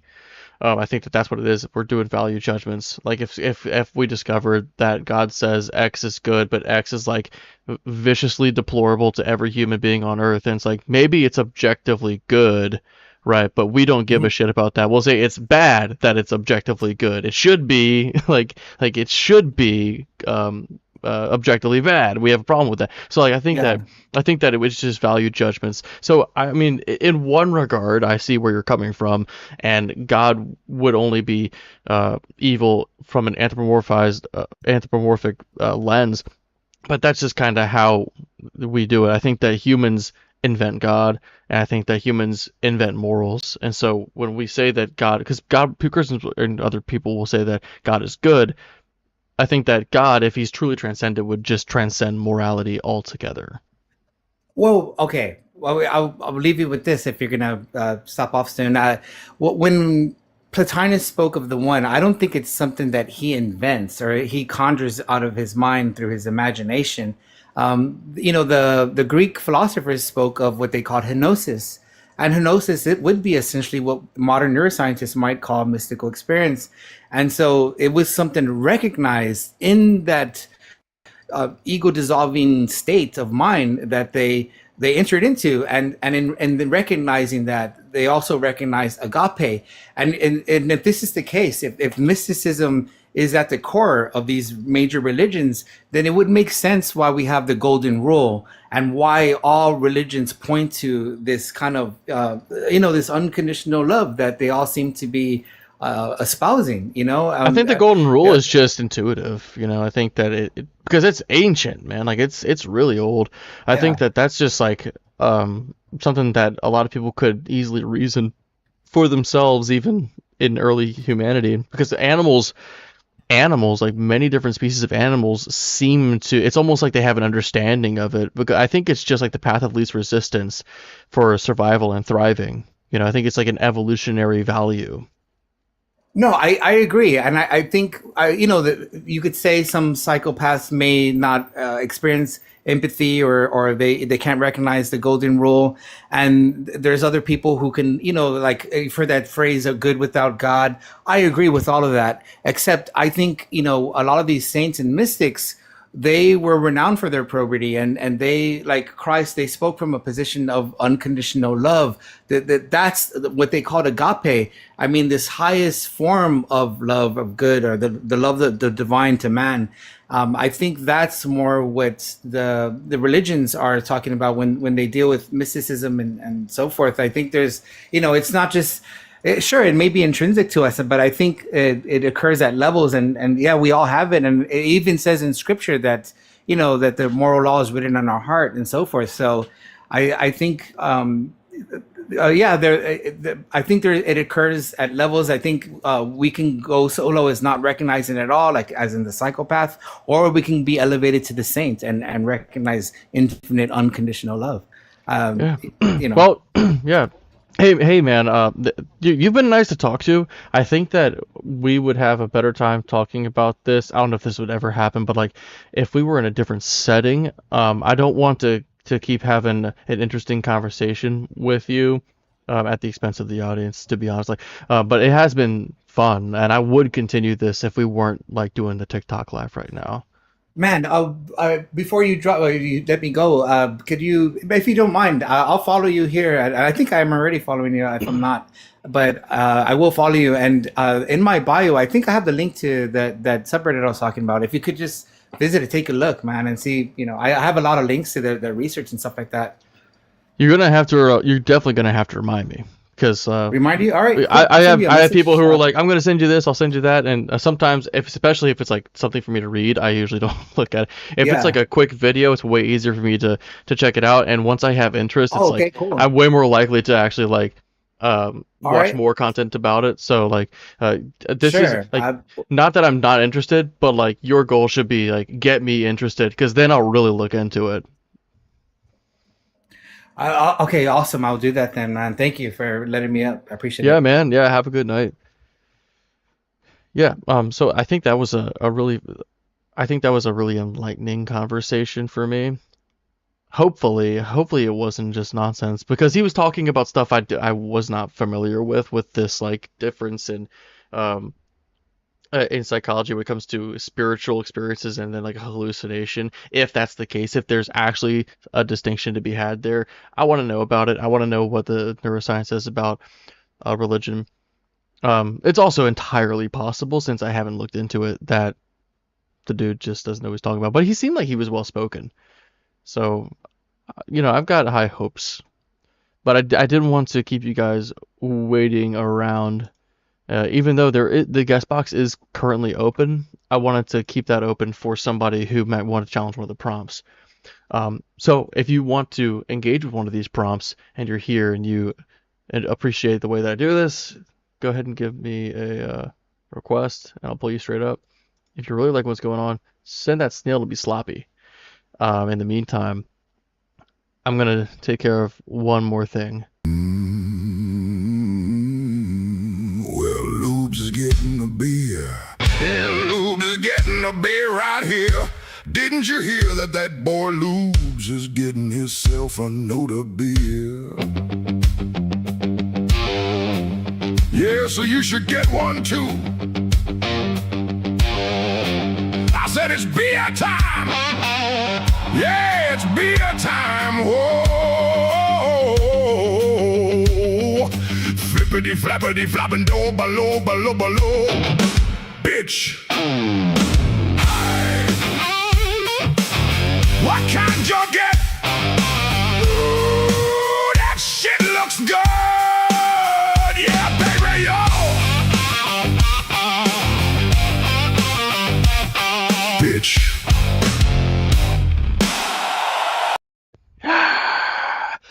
Hell yeah, it's beer time. So I hope you guys got yours. Is that a coach shirt? This is my Papasaurus shirt. Cause I'm Papasaurus.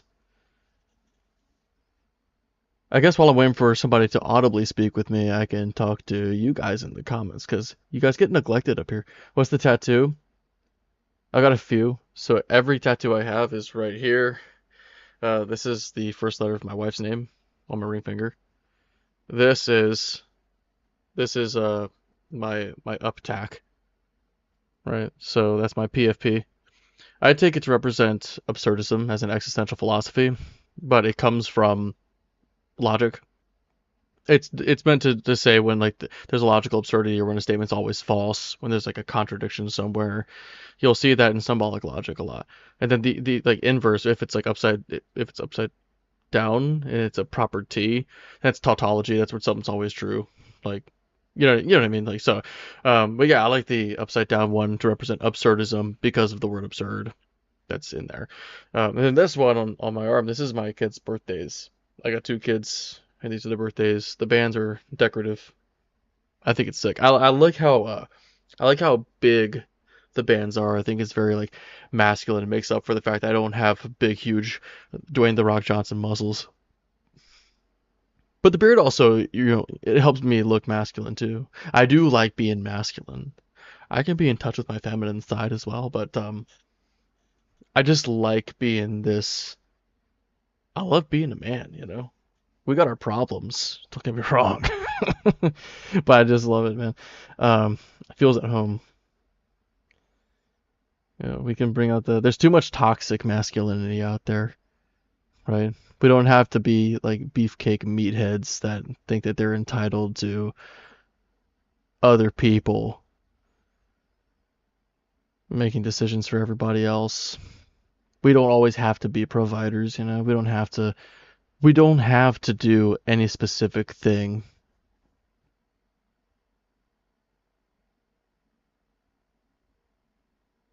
Spam cans?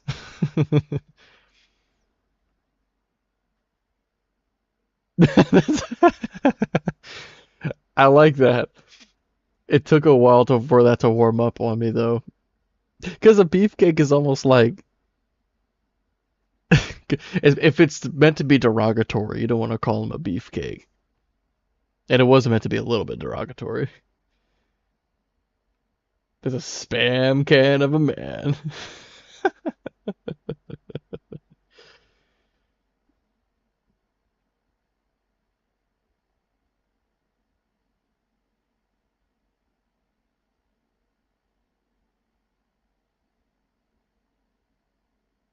Oh man. Hey, somebody request. I'm sitting here by myself here. I mean, you guys are great. Love chatting with y'all, but like, let's get a guest up here.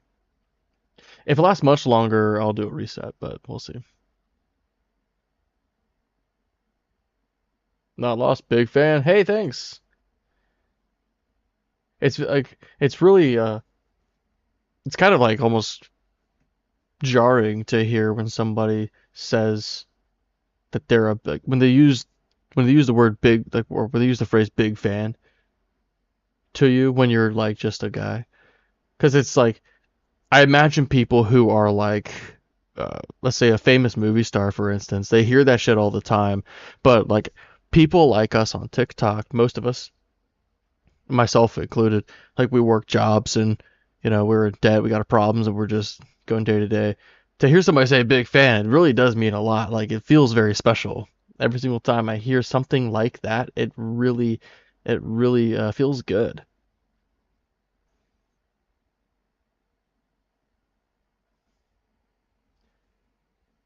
Um, please reveal our community gift. Tapping live gift. Okay, well let me see. Where is that shit? I mean, is that on mobile? 3 pips? I'm a big oscillating fan.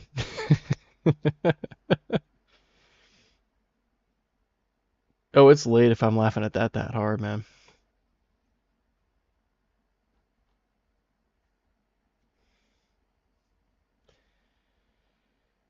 Yeah, you can totally. So, oh, there it is. There's the dot dot dot. Um, wait. What does this mean? What? Turn off live preview and volume level display. No, that should probably stay.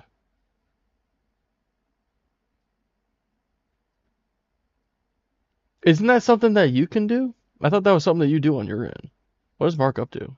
I guess I can color. I can draw. Can I draw?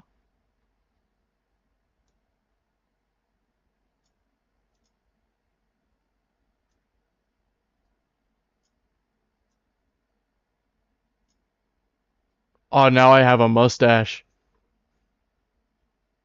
Well, I already had a mustache, but now I.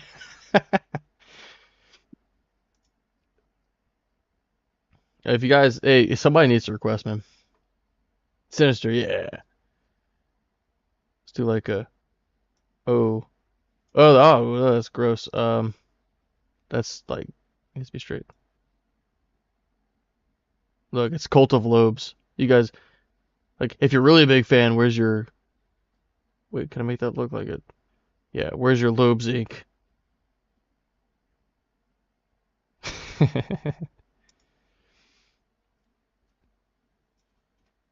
Okay, yeah, I'm done with that. Y'all, I'm like, um, I'm probably just going to reset because it's been a while with no guest. So if you're not following me already, follow me now. Make it easier for you to find the live. Make it easier for you to find live when I come back. If you're over on YouTube, I don't think anybody's on YouTube. Let me see. Yeah, nobody currently. 3 total for the night. That's how it goes over there for me at least. Oh, I do have somebody requesting. Hey, yeah, pal, see you at least 18. Yes. All right, what god do you believe in? Hindu adjacent. Hindu adjacent. Okay, so is that gonna be? So it's not Hinduism. It's just like I guess it doesn't matter that much. What do you want to talk about?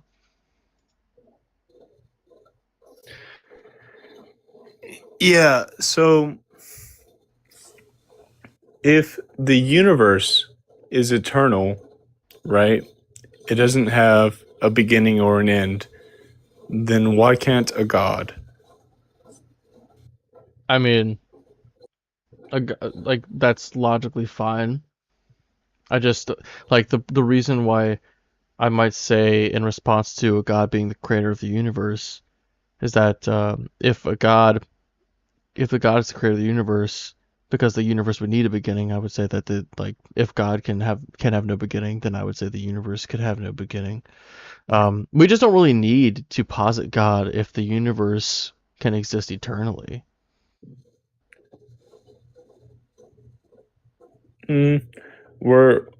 Hold on. I'm actually going to put a pin in that just because my idea of God is essentially, right? Does God create the universe or does God create on the universe? And there's no wrong answer to this. I mean, I guess the my answer would be no. Like it doesn't do either. Just like hypothetically. I mean, it just depends on what God I make Hypothetically, up. still no. And so because I would just have to make up a God to hold to in this hypothetical. You know what I mean? Like I don't think that God exists. So to say like hypothetically if God existed, how would God operate? Like just depends on how I define the God I make up. No, that's fair. That's fair. So, if we are conscious, why can something, quote unquote, larger than us not be conscious? I think that it's fine for something larger than us to be conscious. Do you like what exactly you're trying to get at here? Like, are you trying to say like, are you trying to combat the neither a real prompt and say that like God is, or what exactly are you trying to? Are you trying to get to an argument? So I'm kind of asserting that a God is real, right? And we have less than 5% knowledge of the universe. And so we don't really know whether or not a God is real or not. In my opinion, a God is a 50-50. And that's a hard sell. I understand that. But I believe that a God is real. Okay. Yeah, so you believe God is real. You want to make the case that God is in fact real. So I guess the best thing that we could do here is you could present an argument and I could do my best to respond to it. Okay, cool. So if the universe is eternal, as science currently understands it to be, then that means that all probabilities would eventually manifest, including a God existing. Now that depends on how you define God. If you're talking about God being the creator of the universe, then that obviously wouldn't be a possibility to have a probability. Like that probability would be zero. So given an infinite time, you multiply anything by zero, it's zero. If God's the creator, you know what I mean? If you're talking about like a demiurge, like an all-powerful super being or something, if it's nomonologically possible to happen and you give infinite time, then something like that is just bound to happen at some point. No, yeah. I'm assuming that so let's say that I'm assuming both, right? I do think that a demiurge is in charge of Earth, right? But why couldn't a god create the entire universe? Well, I don't think that God could create the entire universe because the universe is all that we know to exist. Like it's energy, it's matter, it's space time, and the way that we understand causal change, it operates on the axis of time. Time is a fundamental, integral part of the physical universe, and I don't think that time is the kind of thing that can be created. But time is very literally created by people. If you're to understand the recent DESI information as far as like the Big Crunch. I mean, the measurements are created by people, but time is something we experience. It's a transition from one state to Yes. another. Yes. Time is something that we experience, right? So if we don't experience it, then would time exist? I mean, I would say so. Like, I think that time existed before there was any life. Time existed before there was any life. Yeah. I don't think that's a controversial like thing to believe. How does time exist without life to put a label on it? It just wouldn't have a label. Nobody's calling it anything because there's nobody to call anything anything. But I mean, It's like, just a I don't thing. think that the universe came into existence the moment life came into existence, right? Um, like you could, it sounds like you could say the same thing, like, well, how could a planet exist if nobody's there to label the planet? It's like, well, you need the planet there in order for life to emerge on it, right? Like, you need time in order for there to be a transition of states where there isn't life to there being life. Time is sort of necessary. No, time is a much broader idea than one single planet existing. Specifically because time can't exist without a beginning, right? Why not? Without a beginning, time can't exist without a beginning. Yeah, I'm not convinced of that. Can you demonstrate that? Yeah, for sure. So if there is no beginning, then there is no inherent change, right? There's nothing that changes over time because time doesn't exist. What? Well, time doesn't exist, so nothing changes. Time does exist. Yes, time does exist. Yeah, I'm But just if time I didn't exist, then nothing changes. And we correct, experience change. correct. Yes? Yep. Yes. So then time does exist. Yes. Time exists. Yes. Okay. So then there is a beginning. I don't think so. If there's no time, then nothing changes. Right? If there's no time, you just said that if there's no time, nothing changes. I agree with that. So if there's no time, then there could never be time because then there would have to be a change. Time would have to come into existence. So time logically can't have a beginning, at least in this context. Wait, no. Time logically would have to have a beginning. There would have to be a start point in order for things to change. Not from so the way that I view time, I view that the change that we experience is like it's relative and it's something that it's just something that we experience. I think from a meta perspective, all of time is static. I hold to the block universe. So time, the change that we're talking about isn't a true like meta change. Just along this axis of time, there are different events that play out like we are within the different frames of a movie, so to speak, in the film, but all the film exists. So I think that I agree with you in the fact that time doesn't exist very literally because we as humans created time. We as humans created like this happens, then this happens, then this happens. It's a very linear perspective, right? It's not a circular perspective to where this happens, this happens, this happens, and then the beginning of this happens again. So, what was the argument for it needing to have a beginning? That's time as we understand it. I mean, there's definitely a time when we first became aware of the passage of events, and there's a time The beginning. where we first labeled it. But if you're talking about just the passage of time, I really don't know how I could grant that it has a beginning. unless you demonstrate. No. Yeah, no. The time as we understand it has a beginning. That's all I'm saying. What's that beginning? Well, the beginning is whatever we can pinpoint. Because I mean, so a lot of times when people start talking about time having a beginning, they refer to something like the Big Bang.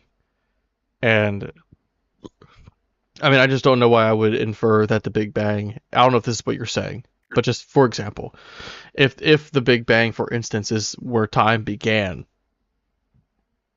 I mean, I don't know why I would conclude that, other than I think I would just assume that something must have caused the Big Bang, which would infer time previous. Which would make time eternal and there's no beginning to it.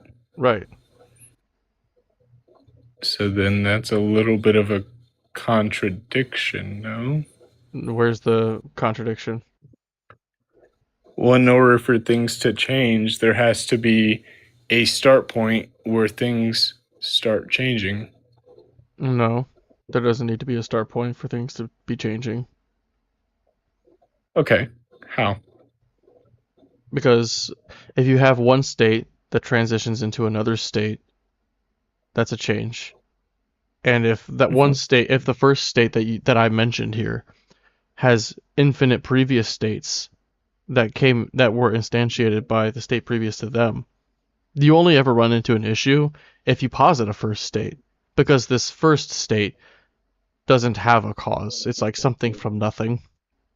But since you have infinite ammo, so to speak, of previous states necessitating the existence of the requisites, or not the requisite, the consequent state, it makes logical sense. You can have an infinite series of events that play out where one is leading to the other.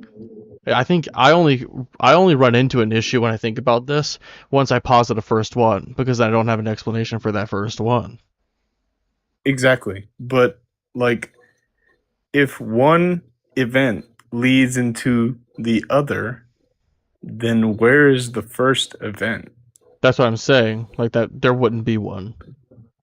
Well, then that's kind of an indication that time has a beginning, no? I mean, you keep saying it and you're saying it slower and slower, but like I don't like saying it in bold doesn't Well, I'm help me saying it understand. slower and slower because I'm kind of thinking Just that we're stuck just in lay out kindergarten right just now. lay out the I get it, but like lay out the P and not P for me so I can see it. I don't know what that is. The proposition and the negation of the proposition. Okay. So if time has a beginning, then time cannot be eternal. Okay. That's it. Well, yeah, but I don't think that time has a beginning. I believe that time is eternal, so that's coherent. So time is eternal, but there's no first thing that set off time. Correct. It would have to have no first thing for it to be eternal. That's what it means. So one thing happened, and one thing happened, and one thing happened, and then we're here. Yeah, there's like an infinite. I think that there is an infinite chain of causation.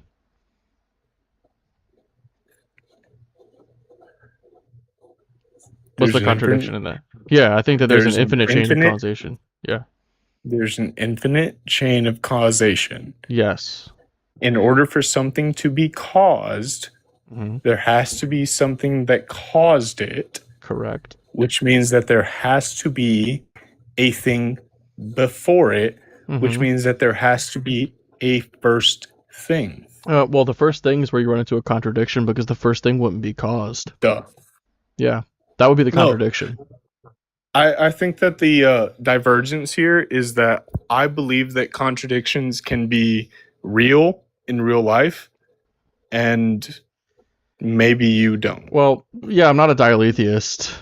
So I don't know if what that you- is. That's somebody who believes in true contradictions. So Cool. like, but like, it doesn't help me to learn that you're somewhat of a dialetheist. I don't know. I don't think that you necessarily think that all contradictions are true or whatever, you know. But if you do believe in contradictions, I'm not able to logically get there, and I still haven't really heard you demonstrate what contradiction there is in my view of an eternal timeline. Yeah, no. If one thing happened, then there has to be something that happened before it. Yeah, So where's the first thing that happened? that would be a contradiction as soon as you posit a first thing, because they wouldn't have anything before it. It needs a before it. So there's nothing before one thing. In order for time to exist, right? Something has to cause it. But there's nothing before one thing. I don't think that time itself. So time is the axis upon which temporal change is possible. The causal chain exists within time. So time would be that axis. So time would be time would not be something that is caused. Time would be the set of causation. Temporal causation. Just to be clear, it'd be one thing, then another, then another, then another. Right. But it wouldn't have Okay. it wouldn't start with that first one thing. Why wouldn't it start with that one first thing? Because it's eternal. I'll be honest, man. It's getting a little bit tedious. 'Cause I don't know how else to explain it. Like I'm saying that it's eternal, and There's no other way to explain it. Either there's an I'm infinite still chain waiting for of the things that are contradiction in my happening. view. Well, the contradiction is that there is no inciting incident. That's that's my view, is that there is no inciting incident. So what's the contradiction with that? Okay, so nothing happens, and then something happens. I don't hold that there was ever absolutely nothing. I already told you at least 3 times now that I hold to an infinite causal chain. So there would literally never ever be any circumstance where there is absolutely nothing, where there's nothing happening. So where's the contradiction? That's excellent. So if there was never absolutely nothing, then why wasn't there a God? Well, if God is the creator of the universe, then if there's never absolutely nothing, if the universe has always existed, it logically does not have a creator. Well, I mean, like by human logic, which is equivalent to like less than 5% of the universe. But we won't even get into that, right? Yeah, maybe we should be So- using like asteroid logic or whatever it is you're talking about. We're humans, so we use human logic. Well, no, we're trying to think to a higher power. We're trying to think in God's terms. God, So- I don't think that God has terms because God is evidently invented by the minds of stupid men. So I don't know why I would like imagine some kind of nebulous idea of how God might think. I think it seems like if I'm using what you're calling human logic, and we shouldn't be using human logic, we should be using like God's logic. If God's We logic is shouldn't not, be using it's not the human same as logic. if God is the same, or if God is like, if he has a different logic than ours, the only thing I could think of is whatever I hold to be logically true, God just holds the opposite, which is just insanity. I can't. Why would that be the possibly- opposite? Why would it be one or the other? Why would it not be something like in the middle of Because there is no other. middle. There's the law of excluded middle, right? Where you have. Are you familiar with the 3 laws of logic? There's the law of excluded middle as far as we observe it. And Okay, the well then- observable universe is less than 5% of Do you the know what the universe. law of excluded middle is?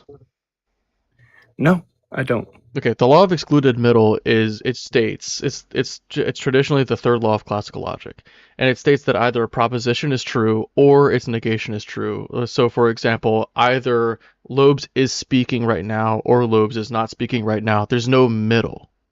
Like there's never a time where it's like neither one is the case. Either a proposition is true or its negation is true. And it seems like that's human logic. So if that's not God's logic, if God thinks something different, like something can either be true or false, that's us. God's like, it's true and false aren't the only option. there's also this thing called, I don't know, that we don't have a word for it because it doesn't exist, fleb or some shit, where it's not true and it's not false. I mean, I can't even comprehend that. So I'm just struggling to understand I know you what people mean when they appeal to this nebulous idea that we can't possibly be justified in even attempting to fathom. Well, We're all sound the like idea trolls, of Taquito, and I love your name, Taquito. That's fucking the awesome. idea of not being able, like, even to attempting to fathom, right, is that you fathom something, you understand something, and then you understand that you don't understand. Maybe you could break down what God logic is, like, for me, so I can understand. Maybe I could, like, try to track how God's logic works, since you're operating off or trying to operating off of his version of it. And I don't know why he Yeah, would give us well- our own, like, flawed logic if he wants us to understand. His is a very, like, reductive term that I find that many people with, Whatever, just, like, help me understand God's logic. for sure. Yeah, so it's turtles all the way down, right? So you go up a level, and then you go up a level, and you go up a level, and then every level is contingent on the other level that you went up from. Okay, That's it. that's God's logic. Yeah, God's logic is contingent on what you understand right now.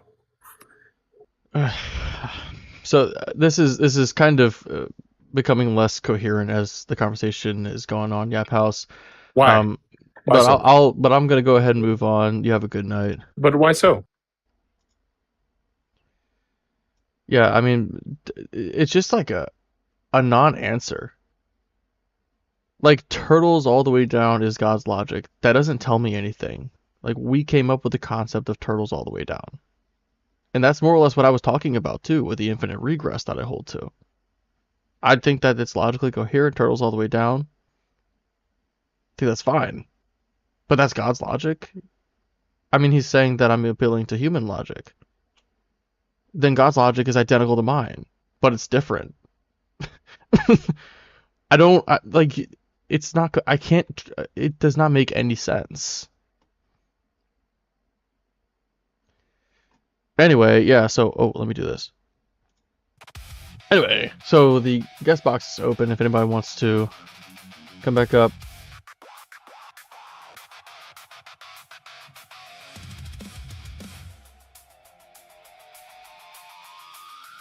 Last floating...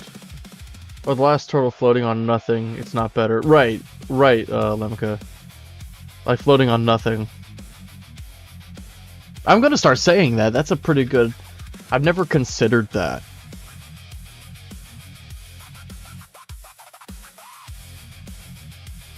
William Bing Dog TikTok Shop. None of you are very intelligent. I would love to have an intelligent conversation, then William could come up and shed some intelligence on the whole scene here.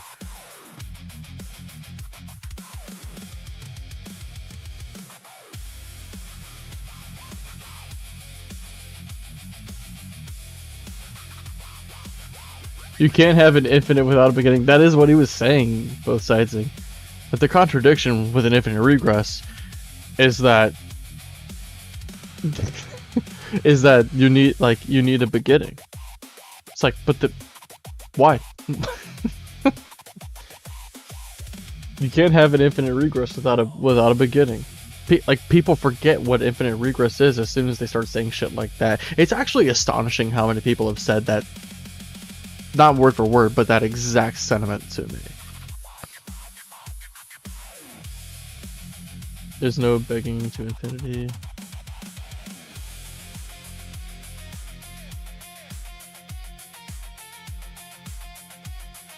Yap House, I'm sorry, man. I just felt like I was losing brain cells, man. I was trying to, like, understand where you were coming from, and it just was incoherent.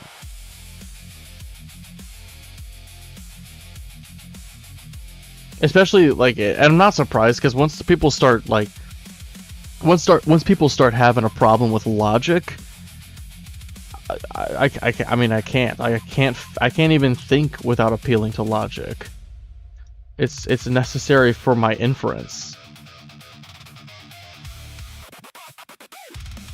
And I don't know how anybody could ever conclude that God holds to a different logic than we do. It seems like deeply unintuitive to me that God holds to a different standard of logic than we do, but gave us this like faulty logic or something. Like, because with our logic, we can conclude that either God doesn't exist or it's very unlikely. It's like, oh, you're appealing to human logic that God gave you. It's like, okay. God doesn't want us to think he's real then. God operates illogically from our perspective. Maybe God has this truer, more transcendent form of logic that we can't possibly comprehend. We have no access to that. We can't appeal to it. How could you even glean this? We don't have the tools to conclude that.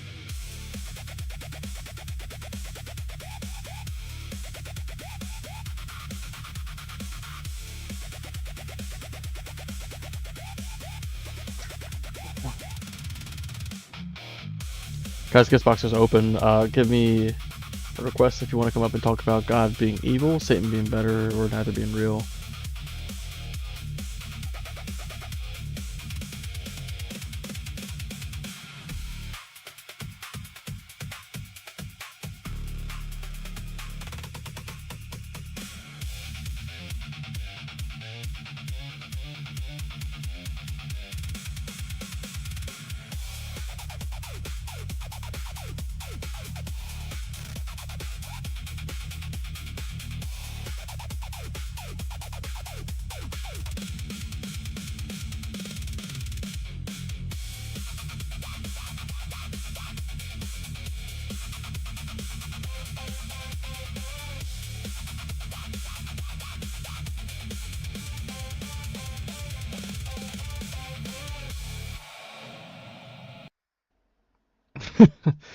Um.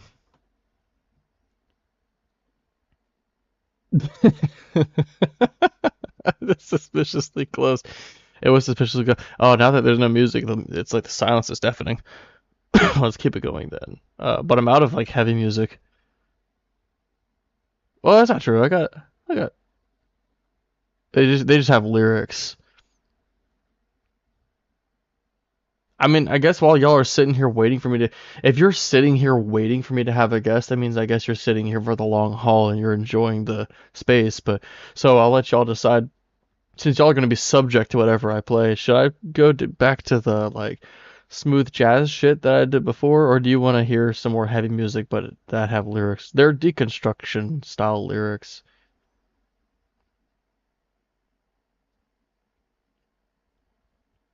Oh, I can do a poll actually, and this will become null as soon as I get a request. But for the jazz smooth stuff, do the happy face.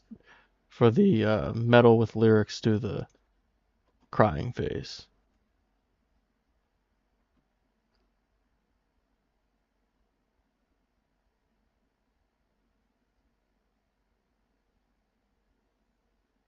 Oh, where even is my poll? Hang on, let me make sure I can see that. I don't see the poll anywhere. Did it go? Like, hang on. I don't even see it.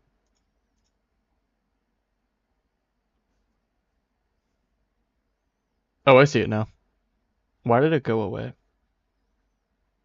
Maybe I hit the X instead of minimizing it. Okay, we need a tiebreaker.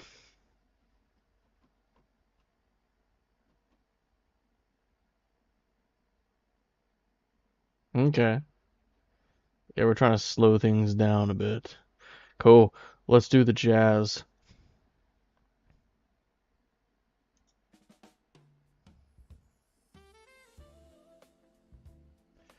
That's right, everybody. We are chilling. In Loeb's Lounge tonight, we've got God is Evil, Satan, hail Satan, is so much better than God, and neither of which are actually real. Take it from me, a Satanist. Satan does not exist. Does not. God does not exist.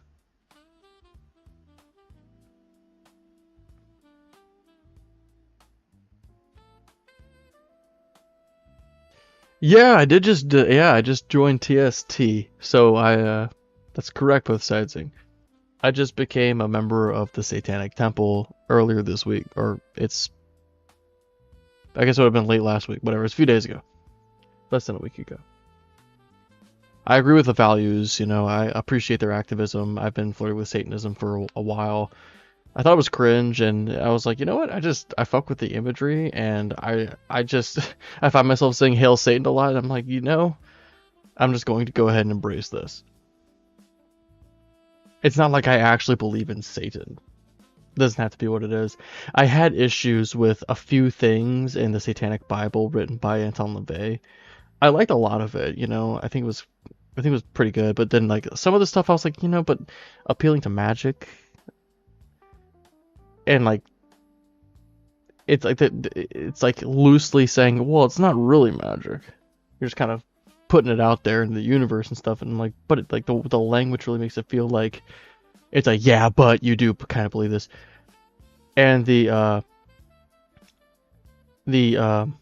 like retribution that the Satanic Bible puts forth, I didn't really agree with. Like I thought it was a fun parallel to do if someone strikes you on the cheek, you smash them on theirs. I thought that was fun because it's the opposite of turn the other cheek.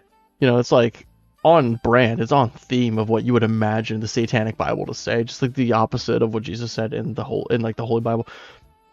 But I don't think that that's a good rule to always have. Where someone smacks you in the face, so you smash them on theirs. I think that's overreacting. I mean, I would never actually do that in practice, and I don't know any sane person who would. So for little things like that, I was like, I don't know if I could ever really be part of the Church of Satan and hold to the whole.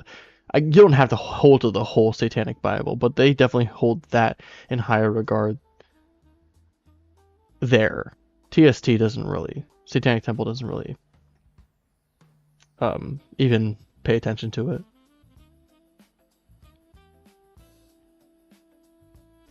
Billy Bob, this live is where we're talking about God being evil, Satan being better, and neither being real. I'm looking for opposition. I guess maybe, I think it's obvious, but should I put opposition up here or something? Yeah, they have their own 7 fundamental tenets. I haven't memorized them, but I got my membership card coming in the mail, so I'll be able to reference that shit. Yeah, request if you disagree. I just feel like it's obvious, this is this type of live is pretty ubiquitous among TikTok.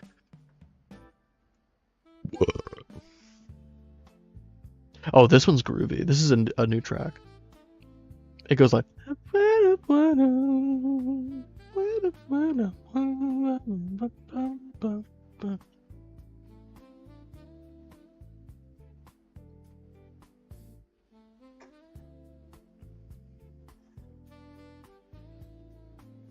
Debating on whether I should do that third beer. I won't play the beer song a third time though. I don't want to beat a dead horse like that. I think people like the beer song. I love the beer song. I'll be singing it to my friend when we're playing games online, and he knows he's been in the audience here before and stuff, and he'll sometimes watch. And sometimes I'll get up to get one, and he'll start singing it. It's fun. I just don't want to play it a million times, right? Also, the more times you play it, the more eyebrow raising it is. Dude, you're drinking a lot of beers every night. Usually I cap it at 2.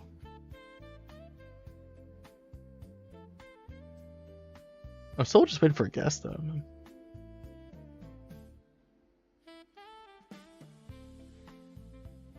Yes, yeah, we got 3 pips who's in here posting the tenants from TST.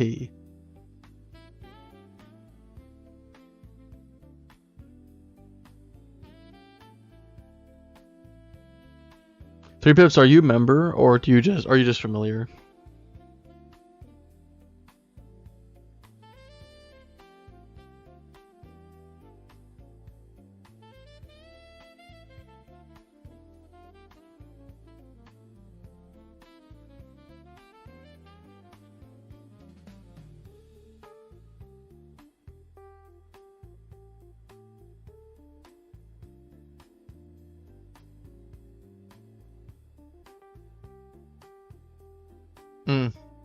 Fair enough, guys. Yeah, Palace is begging to come up. I'll put it up to a poll. Sounds like he's willing to talk about anything. Doesn't have to be the same shit. So, you guys saw the interaction. Smiley face to bring him up, crying face to keep him down. There isn't another Ghast, so I'll let you guys just decide.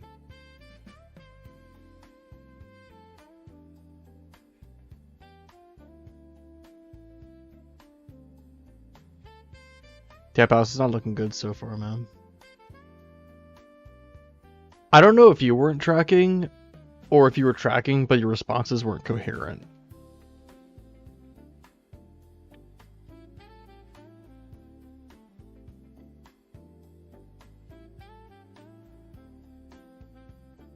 By the way, like, I know that like, sometimes when I'm blunt like this, I never really mean any offense. I just think it's important to be direct sometimes, like...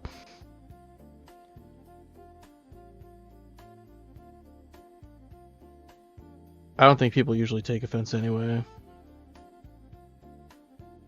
Yeah, man, we got... Only 4 people voted, but all 4 said, nah, we don't want to watch that. So I'm gonna go ahead and respect that. We can keep on jamming to the jazz. We're hanging out.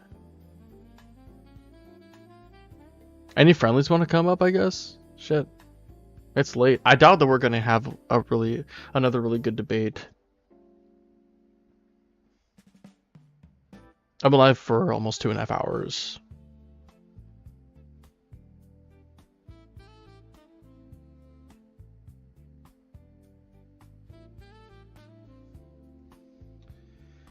Okay, well, what about if I do this? Hang on, the track restarted. I've got other tracks. Let me do this.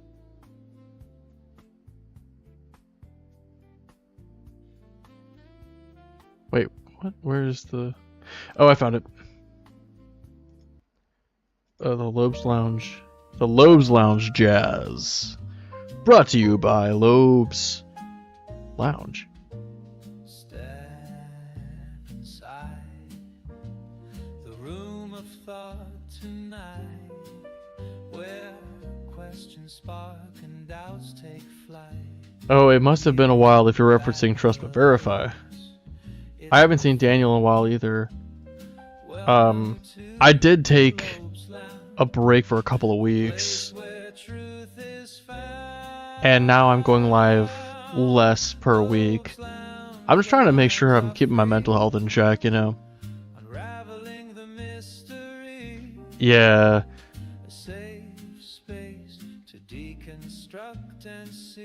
It is AI, dude, but you know what the thing is, dude?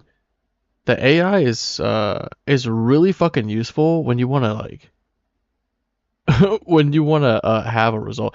Check this shit out. I don't use this anymore, but we're still waiting, and I don't know that we're getting anybody. I used to run this all the time at the beginning.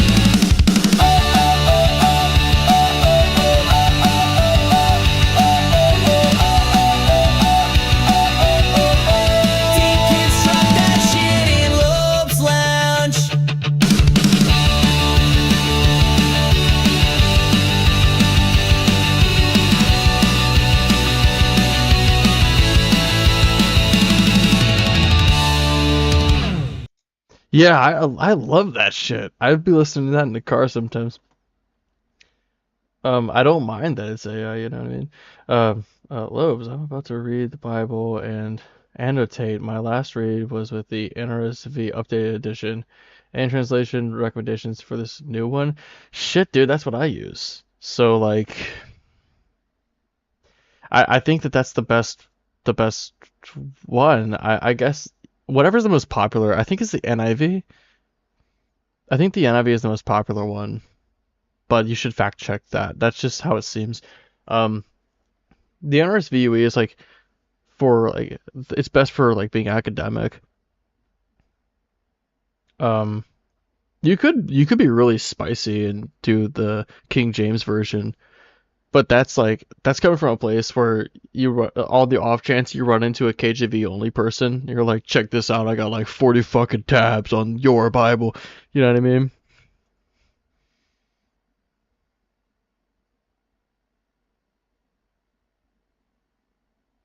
Yep, house dude, like I answered that question at the very beginning because the first thing you asked, and I answered it. In case you didn't remember it, maybe you just missed it. Like you said, how can a universe be eternal but God can't? And I said God can. We just don't have a reason to posit God if the universe is eternal. Like the reason why people posit God is because they can't fathom the universe being eternal somehow. They think it needs a creator. Well, I guess there's different reasons. You know, there's a number of reasons, but that's one of the primary ones. The universe is God. See, it's that type of shit that like is the reason why I don't have you up anymore because like that's so far away from anything even close to what I just said. The fact that you got the universe is God from what I just said, it's a good thing that I'm doing this and talking to you from the comments, man, because like I literally could not have made that any more clearer. And you got something completely out of left field from that. It's sort of no wonder you believe in God, to be honest.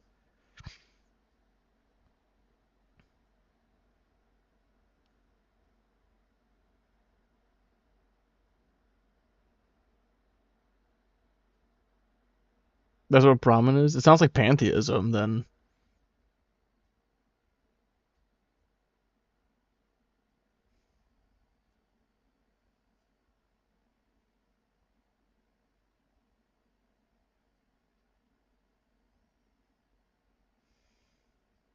God is great beer and good people are crazy. I feel like I've seen that quote before somewhere, and it's in quotation, so maybe I heard the same thing you're quoting, but I don't know the reference. Fuck, I wish I knew that reference. It sounds like, yeah, I mean, Yap House, it does sound like pantheism, where just the universe is God, everything's God. Oh, no, yeah. I do remember that song. It goes like, God is great, beer is good, and people are crazy. There's that pause. I can hear it in my head. It's a country song.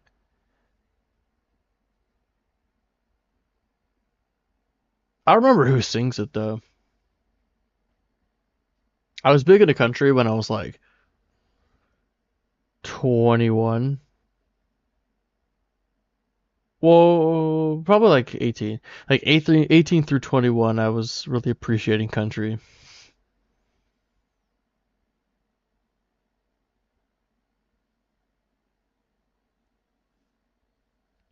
Where do we get morals if your 3 points are true? Social evolution.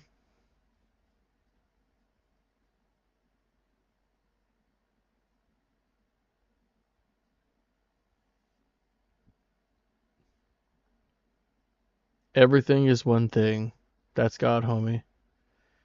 So Yap House thinks that this plus this equals one thing.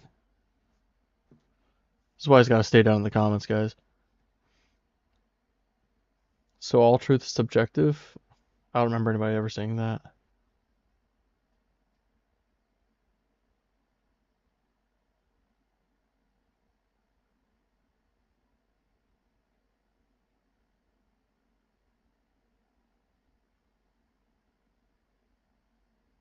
Oh shit, hang on. I think I have a request.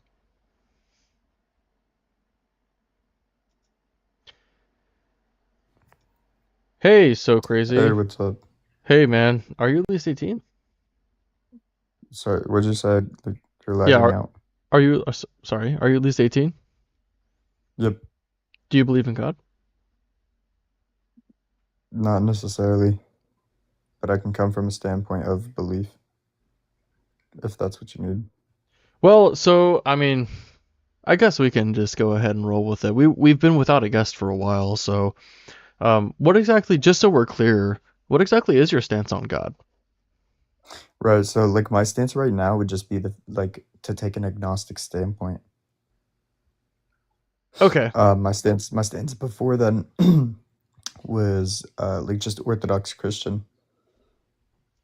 Okay, so a lot of times when I talk to Orthodox people, they're Philbros, and they not to knock them too much. It's like that's like a way of expressing that they're obnoxious by performing philosophy, at the Well, expense uh, of like understanding, like people understanding what they mean. But what I have learned from my experience at least is that the Orthodox Christian people that I've at least run into are pretty philosophically literate, at least more than me. yeah, So I do appreciate that. Like I think I've learned a lot from talking to people who are Orthodox. Seems like, but it does seem like they like to run tag a lot, unfortunately. I mean, yeah, I can come at it like, or try to come at it from like a less philosophical standpoint, I guess, if like that would, I mean, I love um, philosophy, so but you know, like I was just like giving you my background information on, or and I was actually gonna ask you a question to follow that up because I don't know any, or I'm not aware that I know any previous Orthodox apostates. Could you like tell me what it was and that gave you pause, or how exactly that transformation came from you just saying I'm Orthodox to I don't necessarily believe this is true anymore? Because I've never no, heard so I of don't, from it's one of not that them. I don't necessarily believe it's true. When I say not, like, I would just choose to like withhold judgment. So I don't know if it's true or not, like for like Right. your faith to Well, be that's what like I that. said. You don't necessarily believe it's true. Uh, It's not saying you don't like it's not saying that you're gonna claim it's not true. It's just like you've gone from a positive state of belief in It would go from Jesus. positive to a neutral, Neutral, not a right. negative. Right. Yeah. That's most atheists as you'll find. Okay. Yeah. Are neutral. I'd say what like changed it was just like going more into like studying so whenever I study something, right? Like if I'm studying like philosophy, I want to try to disprove my beliefs first and then learn and grow off that, right? So within disproving like my beliefs of like Christianity, right? Um I believe that it is possible for both like the Orthodox Christian and like for instance like Luca or concrete actualized infinity both to be sound in the same sense of one another. What is Luca? Luca would be like the last universal common ancestor. The last universal common ancestor. Are you talking about Yeah, so would we for is that does that have to do, are you talking, is that a cosmic thing or is that a biological that's for thing? like evolution. Okay, so that's like the first thing to come of abiogenesis that survived to That's the make first thing to ever us. like to just be considered life, Okay. right? Before like I'm chemical surprised I like haven't heard of that yeah. before. Yeah, it's pretty Like that it's term. pretty interesting. Yeah, I guess yeah, I mean I could say the reason like it would be just as much of a leap of faith to believe in like the Orthodox Christianity just to believe in like it would be just as much as a leap of faith to believe in Luca or like an actualized concrete infinity like what they're presupposing with the Big Bang, right? Well, the Big Bang doesn't really say anything about whether or not the universe is I infinite. use that term loosely. Okay. Yeah. Yeah, but I guess I can come at the stance from like a Orthodox. I don't necessarily remember everything or a lot because it was years ago, but I would say if you say God is evil, that would just immediately be contradictory to what God is, because God would be the absence of evil. I just don't view evil being like God being the absence of evil. I think that like if God is an agent, if God is a person that does actions and stuff, and God performs actions that we would view as evil, that's all it takes for God to be evil, because the way that we use morality is like intersubjective. So we have ideas of a thing that like an action that we would consider to be good and one that we would consider to be evil. And the most egregious actions that we can think of, God seems to be fine doing, at least in the Bible. And when we think about it logically from the world that we inhabit, with the problem of evil and suffering, I mean, this is like a dead horse for you, I'm sure, that we're beating here, but um, like I think that if God is the absence of evil, then God would be like ultimately good. And the most altruistic thing for God to do is what God would do in a given situation. But I find ourselves, from our perspective, we would do things that we would consider to be more altruistic than what God seems to do, supposing he's real. Like the cancer button analogy. Like, would you push a button to cure cancer? Is that the most morally good thing to do? People unanimously, except for like facetious or like contentious people, they'll say Or like yes, skeptics, yeah. yeah, or like just like pretentious or not pretentious. There's a word of fuck facetious people, just like are contrarians. Like people will say yes, the best moral thing to do would be push that cancer button and get rid of cancer. But God doesn't do that. So in order to like square that, you have to just like forget what you know to be true about morality based on how we use it in practice and appeal to some kind of like esoteric, seemingly arbitrary definition that theologians or other believers in God would say it is. I think that they have to like make this connection good because this is our reality. If cancer didn't exist, then they were like the reason something like and they didn't then they describe cancer doesn't exist is because God's good. I think that it's just like an Achilles heel that they have to like try to put duct tape on. You know what I mean? Yeah. I guess my first question, like to fully understand like this conversation would be like where you derive your morality from. Like what standpoint do you take? So currently I'm an object. Oh, sorry. So currently I'm a moral anti-realist. I think that morality is just something that naturally is produced from social interactions in conjunction with our value judgments, and we form complex uh, moral structures, moral frameworks over time. I think that you can have objectively best ways morally of going about a situation within a framework. And I am flirting a little bit with objective morality, but I'm trying to like it just depends on what these people mean when they say objective morality. Um, when they posit like the grounding it in agency or grounding it in logic. I've heard these arguments and like I'm kind of flirting with them. I'm just not convinced fully yet, but that's kind of my view right now. I think that I love these arguments for objective morality. I just think that they fit more in line with a moral framework that is subjective to us as human beings, as living organisms, rather than some kind of cosmic thing that would still be true regardless of if there's any life in it, right? Yeah, I guess okay, I can understand that. And then for your second claim, Satan is better. Um wh- what's the like what's the substantiation? So it's mostly clickbait, but that is Oh. true. Like I think that it's when you read the Bible, you read all this stuff. It's like, wow, God did that. I'm gonna cringe at that one, and God does like increasingly horrible things. You're like, I'd prefer Hitler at this point. But then Satan is like, he doesn't really have that much going on in the Bible. There's a lot of propaganda that people will say, like Satan does this, he does that. But then it's like, where are you getting that from? It's like I just heard that.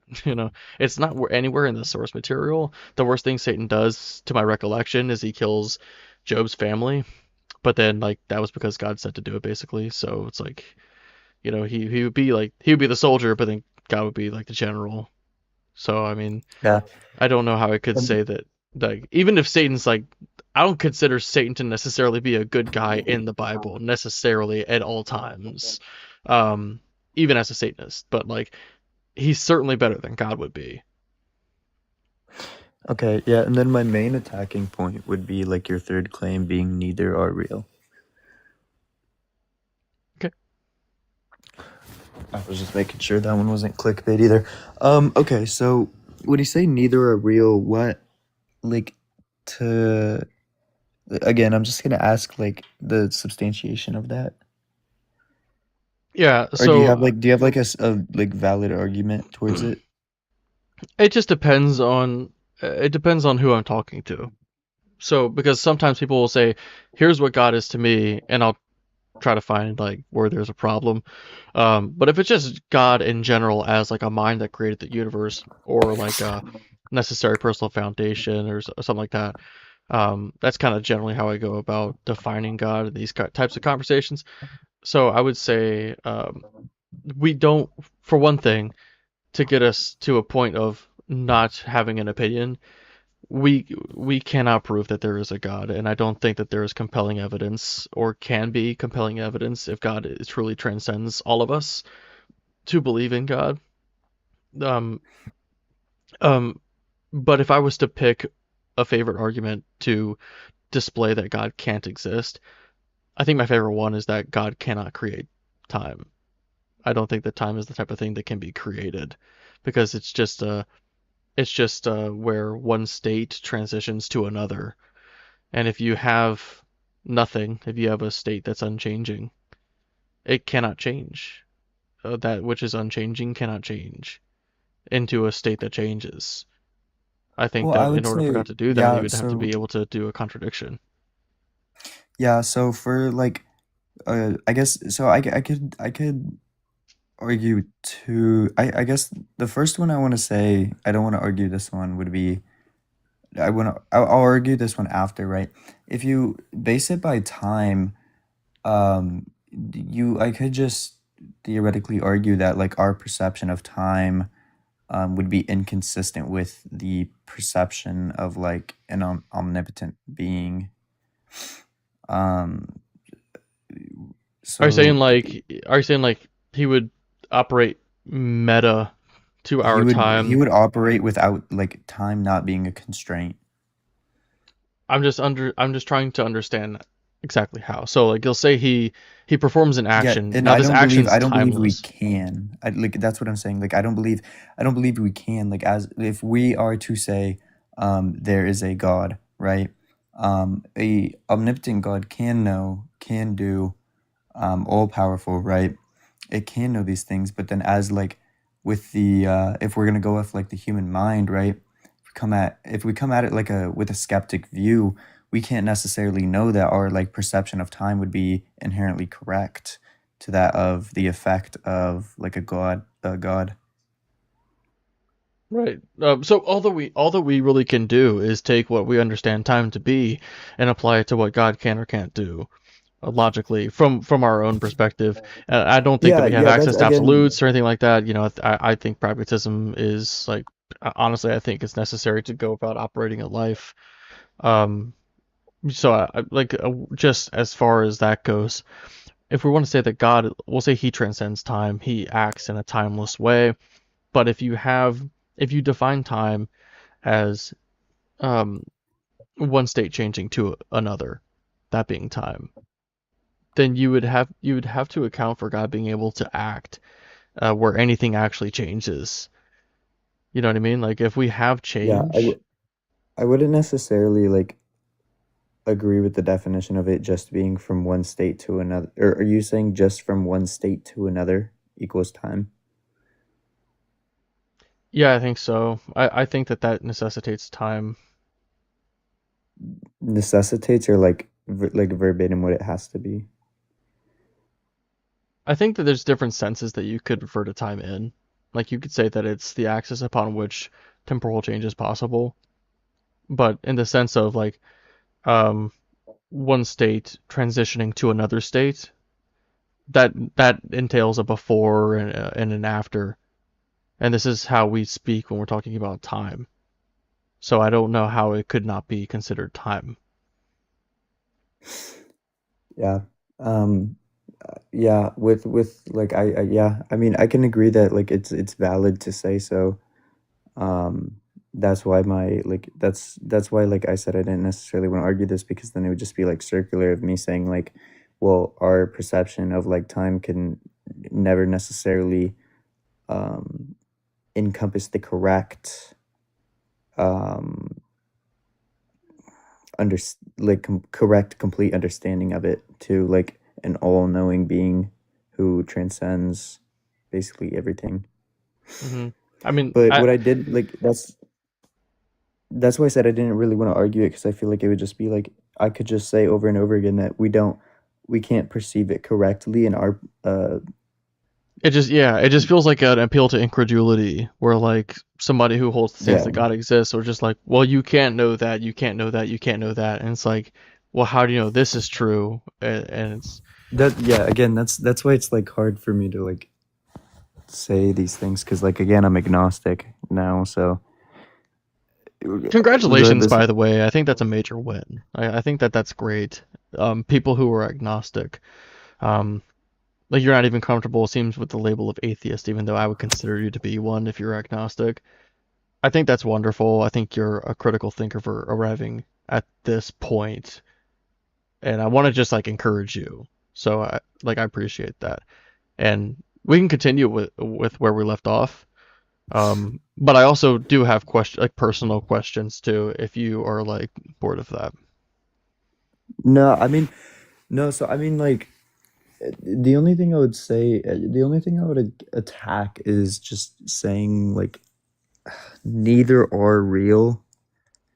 Again, because of my agnostic standpoint, it would just be like, okay, well, I can't necessarily like prove that. And if you're gonna go off proof off of being like these prescriptive things, I would just give like a skeptic argumentation. Hmm. I mean, But I if you think want to ask like personal like if you want to ask those questions, it's fine also. I just am curious whenever I find out that somebody, I don't know how recent it is, he says it's been years. But coming from a place of being Orthodox, I think that it's kind of like you guys are kind of like tenuous, you know. So I know that Protestants are considered atheist factories, and so when I hear somebody used to be Protestant, it's like, yeah, go figure, you know. A lot of people like me who don't know a lot come from Protestants. As I was Protestant, you know. So it makes me wonder sometimes when I meet all these seemingly intelligent people who are Orthodox, um, and I don't usually run into them. So what I do, like, I want to ask first and foremost, like, how was that on you emotionally, coming to grips with the fact that you were no longer certain that it was true? It took me about like 2 weeks to get over it. Whoa. It When like you say like oh yeah, if you want to get into like that deep conversation, it would just say like coming from a continuous like orthodox standpoint where I grew up this way, this was all I learned, this was my schooling, based my life off this, and then I get into the studies of like um just say broad philosophy, right? Going from an understanding of basing everything off like uh, religion to then having to base things off of like logistics, it took me like 2 weeks of just thinking like I just couldn't comprehend like what anything meant, why anything was here, um what's the purpose of anything if not for this reason, right? And right. like those are things that having a religious belief copes with. When you take that away, then you no longer have that like coping um mechanism to those things. Right. Well, I was mainly speaking to the existential uh idea, right? Like, because that was heavy for me, and I still deal with it sometimes. Losing my faith, like now my cope for mortality is gone, right? I have to build that up from the ground up, or my sense of purpose, like intrinsic purpose. Like that's gone. Like that's like, or at least called into question. These things aren't necessarily gone for every person, but they're at least heavily called into question because the explanation or justification for why those things exist, like your purpose or your immortality or something, it's gone.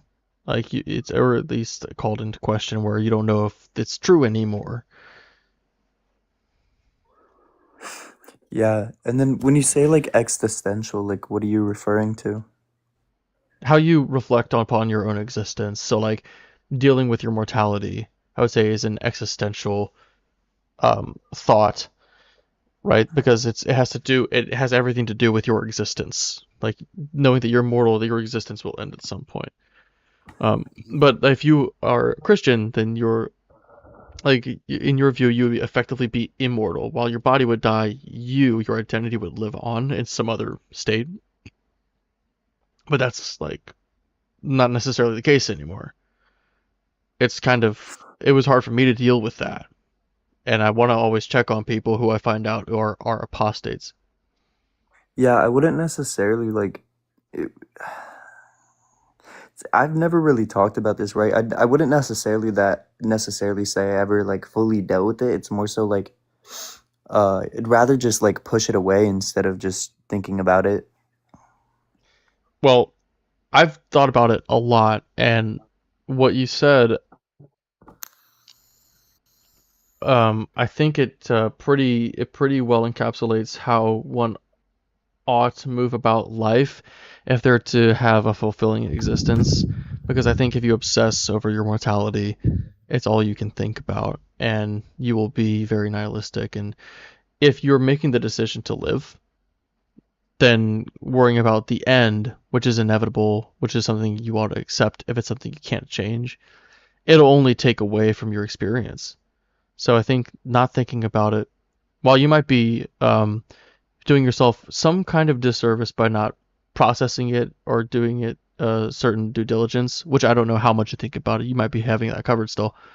I think that living in the moment and not worrying too much about the end is appropriate. I think that that's a really good way about going through life, trying to just maximize your peace of mind and discovering what it is you value and just pursuing those things until the end.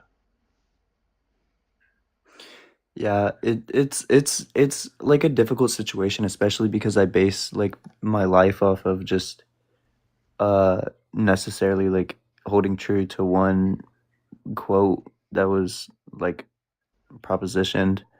It says that like there's only one good knowledge and one evil ignorance, and I believe to be ignorant in not wanting to find out like the reason would just go against my way of life. But then again, like if I can't figure this out and if I spend too much time on it, like I'm just gonna get lost again.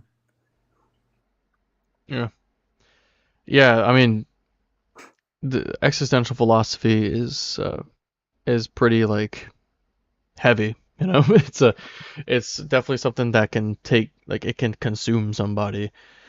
And I'm glad to hear that you're doing all right. Like it seems like you haven't really been bothered by it. So, and like I think that I fit that stereotype that people rather Christians specifically like to scare people into. Like, oh, if you become an atheist, then nothing matters, and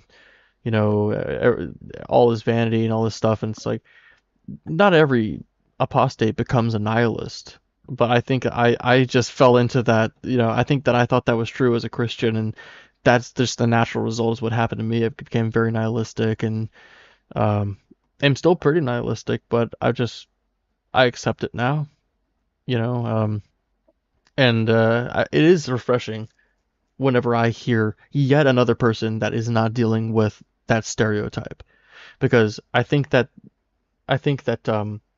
it's reassuring to me to hear that this thing that Christians will try to scare other Christians with, Like a fear monger. yeah, like if you leave, you'll be like this way.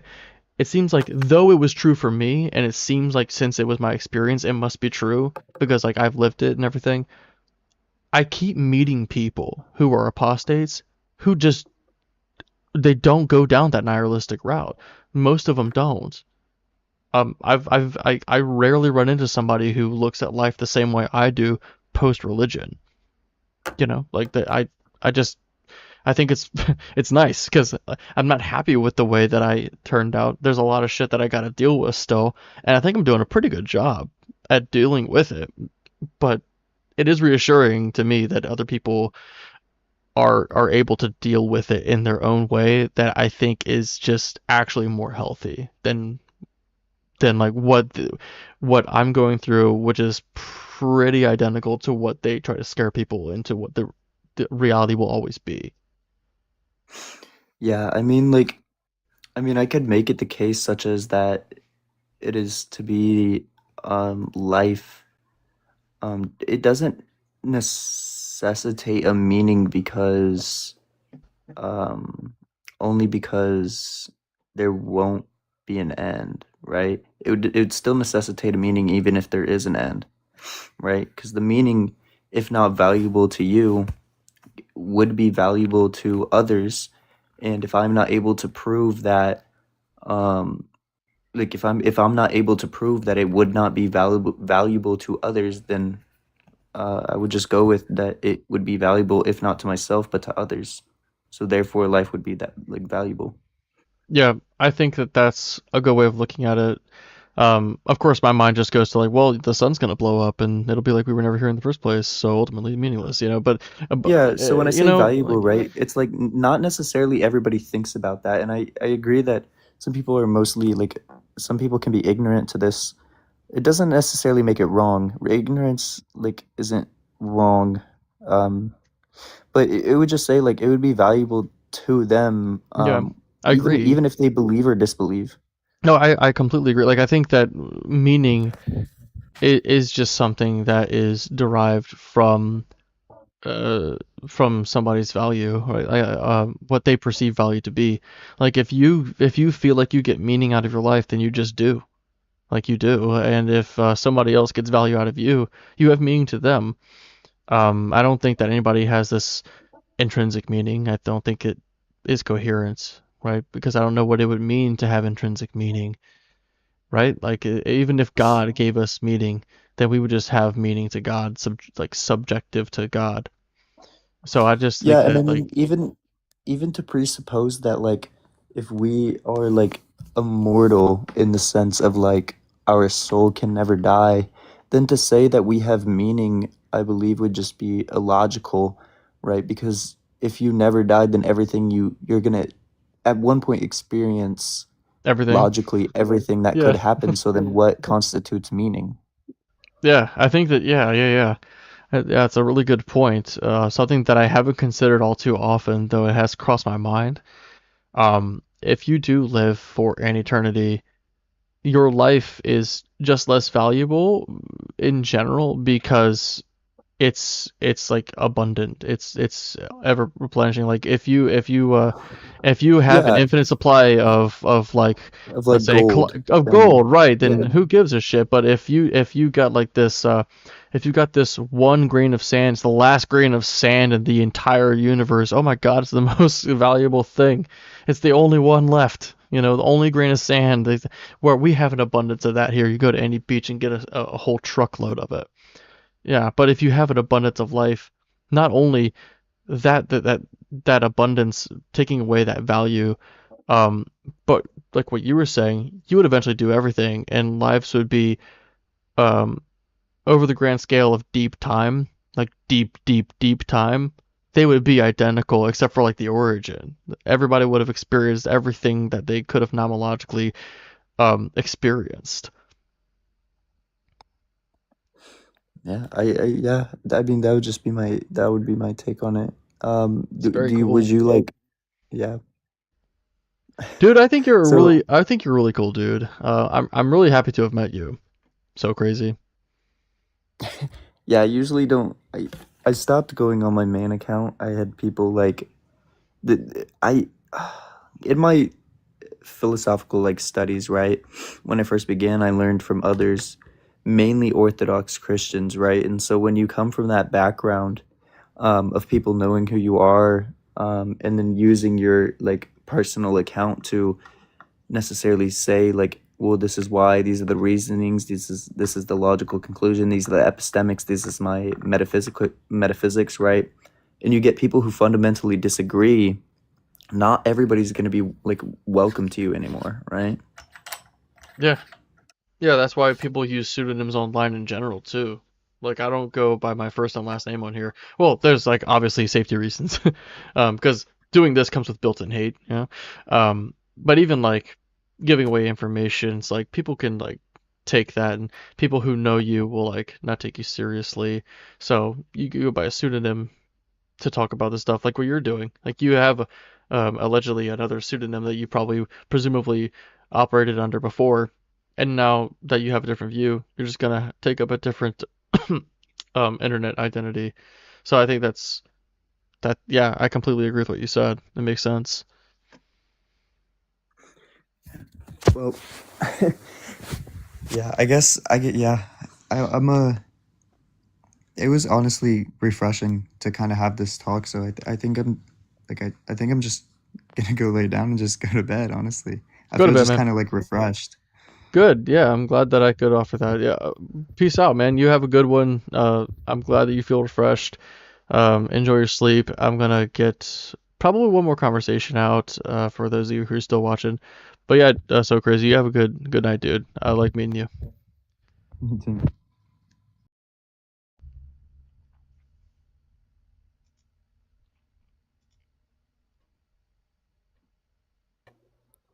Hey, Silas, you wanted to get back to the 3 points I saw. Are you at least 18? Yeah. Yes, I am. I'm 19. What God do you believe in? The God of the Bible. All right, what you got, man? Well, so earlier I was the guy who talked about morality. So you said, you believe it's a set of, I guess, values kind of by humans, right? Or however you worded it. Yeah, I think that Um, I think it's just emergent of living living beings, like the more like aware you get, the more sophisticated these frameworks become. But I think it's just us learning the most optimal way to interact with each other. okay, so you'd say morality is subjective. Yeah. Okay. Would you also say that truth is subjective? It depends on what you mean. Like I think that if you say that X statement comports with reality, if it does comport with reality, then that's objectively true. But I don't think that we have access to absolutes, right? Like I'm not a solipsist on pragmatism, but I can't prove that there are other minds. I can't prove that I'm not the only mind that exists, right? Like I take that on pragmatism, because if I'm existing under this paradigm, under this this perceived reality, I'm just gonna operate under the rules that I have access to, kind of thing. Do you understand where I'm coming from? Yeah, I see what you're saying. All right. So like, I guess I just don't agree because under your framework of morality, would you be able to objectively say that Hitler's wrong? Well, under my framework of reality, then it's going to be subjective value judgments. I think that from the perspective of humanity in general, with of course exceptions, I think the rule is that doing genocide is evil. I think that that's normatively agreed upon. I think that that's a view that's pretty non-controversial, and I think that you could definitely say that from a human's perspective, genocide is evil. There are obviously exceptions to that. Hitler doesn't care about that, but that's what makes Hitler evil in the view of people who hold that genocide is evil. So I wouldn't say that So morality is like an objective cosmic thing. I think it comes from the values of those who operate under the moral frameworks that we're talking about. gotcha. I mean, like, so I guess for me, I would say it. Well, first, it is objective because of my beliefs. I believe in the Bible. So the Ten Commandments. That's that we call those the moral laws of the Old Testament, and we we follow those, and it talks about not murdering. But when we have a subjective framework, that is bound to change. So this is a hypothetical, and then I'll move on. But at one point in time, maybe to the lack of knowledge that humans had under this framework idea, would you say that people could confidently say Hitler was right? Some people did, and some people still do, and I disagree with them. That's just something that's always been true about humanity. You know, some people will have values that differ from other people's, but I think that if your core value is human flourishing and a reduction of harm, then you're going to find that logically, yeah, under that framework that's built upon those specific values, Hitler would be objectively wrong within that framework. It just comes down to what your values are. If your values, though, are human life is disgusting and should be wiped out, then maybe you would more comfortably fit Hitler's values in with yours. Though I think Hitler was Catholic, so I don't know exactly how he squared it. But yeah, like they are. I think it's a category error to say that they're objective. Okay, so in his mind and everyone who thought that it's okay, like that for themselves, they're objectively true, like for themselves. So I guess subjectively, but it's all right for them because they believe that, but maybe not for others because they disagree. More or less, but I am curious as to how you would get to the position of objective morality from a theistic standpoint. So, like, for me, I believe in the God of the Bible. And so I feel like we have this moral framework that cannot change under him, whether all humans change, me, you, everyone watching, everyone in the world. If we all today, right now, said murder is all right, I would disagree. Or I guess that morality doesn't change to what us humans think merely because God's already set the standard. So are you So, saying like, that earlier, like morality is objective in your view because God has set the standard and whatever he sets it to is what is objectively true in regards to morality? sure. Okay, because it sounds like it would just be arbitrary at that point. Like God says that X is good and that Y is bad, but like there wouldn't be any reason for that. Because if that's the grounding, then asking why God said it that way would just be nonsensical. Because if God is doing it for any reason beyond just that, beyond just his decision to do so, would be him grounding his value that X is good and Y is bad on something else, which means that God is not where the buck stops when it comes to morality's grounding. Do you see where I'm coming from? I understand, but if God is so in my view, I believe, most scholars agree that the universe started at one point, and so Scholars? or yeah, and scientists, like lots of people, like the whole Einstein's what's it called, theory of It's relativity, something like that. it's not the current consensus. Well, that's what I've heard. I guess what's the current consensus? There isn't really a current consensus. It's sort of You an just open said there's question. one. No, the current consensus is not that it has a beginning. There just isn't really a consensus at the moment. But from what I can understand, most physicists, at least they lean to thinking that the universe is eternal in some way, shape, or form. Of course, I can't get into their reasons, and I can't speak for all physicists, as I'm For the sure. furthest thing from a physicist. But yeah, like this is like the idea that physicists would say that the universe has a beginning. That's just not something that is truly a consensus in science at the moment. Okay. I guess what would you personally hold to then? Well, real quick, are we switching gears to God not being real? Because seems like where we're Yeah, going. But the third we point. were Sorry. talking about like morality a second ago. So I want to make sure that we stay on track with whatever you want to talk about. Yeah. Sorry. Yeah, we can go. Could we go to that third point then? Then neither are real. Well, sure, as long as we acknowledge that we're Morality. changing, as long as we acknowledge that we're changing the subject, because I have more to say on the morality thing, but if you would rather talk about the third prompt, that's totally okay with me. Yeah, for sure. Definitely the third. But morality. I was just more wanting to hear what you had to say, like what your stance was on that. But so with neither are real. What is your stance? Like, how did everything come to be? I think, Or has it always been here? yeah, I mean, I can't square there ever being absolutely nothing. I think that the causal chain is infinite.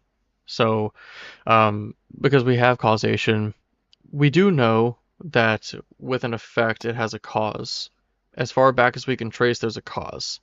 And to say that there was a first cause, like a first, like a very, very, very first one, this is like a break in that chain. And I don't know that we could demonstrate that to be true, but what we do know is logically consistent is that every cause is the effect of a previous cause thus far per our investigation. Um, I don't know how we could explain a first cause. It would be like something from nothing, in my view, right? I don't know how it could really be squared. And I don't see a contradiction and there being an infinite regress. People will say we can't have an infinite regress. I just don't know why they say that. They say that with a lot of confidence. But when I ask for, Well, because it's illogical. so what's the, That's yeah, why. so then I'll just like ask you like what's the P and not P for that? Well, so for an infinite regress, and my reasoning for that is we do have like, and this is at least what the research I've done, but we have current scientific evidence that points that the universe is expanding, right? Okay. Yeah. And so if we have that, yes, it's expanding, but if it's expanding, that also means if we flip it, it's shrinking. So there was a Correct. starting point at one time, right? So For that's how I this get to that point. for this instantiation of the universe, it's yeah, it would have come from this initial point of expansion known as the Big Bang. But Yeah, of well, course, like I this actually is believe the Big Bang. right. But of course, the Big Bang Yeah, it doesn't speak to whether or not the universe has a beginning. This was yeah, I believe the Big Bang. I think it wasn't quiet when God created everything. well, the Big Bang is also like kind of inappropriately named. It's more like an everywhere stretch. It wasn't an Yeah, explosion. I was more making a joke, but Yeah. Okay. so Yeah. with the universe expanding, and then meaning it has a starting point, we have it's actually one of I'm not too sure if you know. Do you know who William Lane Craig is? Oh yeah, I have a video response to one of his things pinned actually. But before we continue here, I just want to point out like saying that like we can trace the expansion back to a point doesn't mean that the universe began at that point. It means the expansion of the universe began at that point. Okay, so you would say that it could have just been like a steady universe up until whatever point, and then it expanded. So what I think is most likely the case, and I can't say that this is definitively the case, but one of the ideas in science that is gaining popularity right now is this idea of the big bounce, where you have a big bang like we have, followed by a big crunch, where because dark matter, or not dark matter, rather dark energy, the expansion of the universe, the driving force of the expansion of the universe, it seems like the rate of expansion, or actually it's been confirmed, the rate of the expansion is decreasing. So the thought is that eventually it could just stop increasing altogether and gravity would take over where everything would collapse back into the initial hot dense state that our universe would have began from, or rather this instantiation of the universe. So the idea goes that we have an infinite regress of big bangs followed by big crunches, followed by big bangs, followed by big crunches, and the universe is more or less breathing for all eternity in this way. Okay. All right. Well, I guess I would have an issue with that. So if that's how the universe is functioning, or even just Earth is functioning, Or then really our what planet. is it would be more just our planet? Or just like Is if that you're talking about you said the universe, but our Earth, but like Earth is our planet, so like, we would be okay? talking about the whole universe. Yeah. Okay. So the whole universe, if that's how it's functioning, um, would there be a possibility for life somewhere else? Yeah, absolutely. Okay. Unless you mean outside the So universe, then we wouldn't have access to that. If when I say no, I'm universe, saying inside for sure. yeah, like yeah, Inside the okay, because universe. when I say universe, I'm talking about just everything that exists in reality, all of reality, and Everything that we know exists. no, everything that exists, I consider the universe. Okay. So all right. Because we've got like the observable universe, and then we've got beyond that, right? And then there's like whatever exists outside of our scope. If we aren't aware of something, if we were to discover it, we would consider it to be part of the universe. So even if we aren't aware of something, whatever exists, I would consider part of the universe. Okay. Well, what if, so like I guess that's kind of confusing. Like if something exists but we don't know it, it's not real to us right now. We just aren't aware of it. Like before we knew about the Andromeda Galaxy, for instance, it still exists within our like we discovered it, and now we say, oh, it's a part of the universe, right? So But that's before we discovered it, would we say that it's still part of the universe? we wouldn't say anything about it. Like if somebody Gotcha. posited it, that's what I'm saying. Like if there's something that we haven't Okay. discovered yet, if we were to discover it, we would consider it a part of the universe. Gotcha. So I've heard I've done some research into the fine tuning argument. Um, and I can't say that by mere chance that, you know, everything just became the way it is. At least with how the fine tuning is of the Earth. Are you familiar with that argument? Oh yeah, very much so. The strongest form of it is where you talk about the constants being finely tuned rather than something like the conditions of like the Earth and its positioning and shit like that. So, it is, I think, to your credit, it's the most compelling to me out of all of the arguments for God that I've heard. But I don't think it really gets you there, and there are other arguments that I think are stronger in its opposition. But I'll just give my response to it real quick, and you can let me know what you think. Yeah. So the fine tuning argument is it goes sort of like, and you can correct me if you have a different version, but the constants are so finely tuned that if they were just slightly off in either direction, life couldn't exist or the universe would fail to, as we know, fail to form. It's like it's almost sort of like a razor's edge, and Yep. there's a few entailments that come from this. Like if God can only create life with the universe's constants being on razor's edge, it seems like a constraint on God. Like God wouldn't be able to create life outside of that. And I think God is supposed to be ultimate. God would determine what these constants are if God exists. Well, I would say that he's a maximally great being. Yeah. Right. So he would be able to do my biggest contention with it is that God should be able, in his all-powerfulness, like in his omnipotence, he should be able to create life in a universe of any conditions, any constants. If God wants life to exist in any world, regardless of the constants, he's omnipotent. He can make it happen. Even if it's not nomologically possible with the constants, he could metaphysically sustain life there. I think that makes sense. If you would say otherwise, I think you'd just be undermining the omnipotence of God. Well, Um, 100%. I so would say I would because actually agree okay, good. that he So can do okay, that. great. So then But with that in mind, because this is where I'm going with this. With that in mind, okay. since we see this this supposed fine tuning, right, where we have life being supported by the constants, it's actually extremely what's the word? Oh shit. It's extremely unexpected on theism because there are so many more ways that the universe could be with life existing in it than this. If God exists, he wouldn't necessarily have a preference of what type of universe life exists in, since he can just put life in any universe he wants.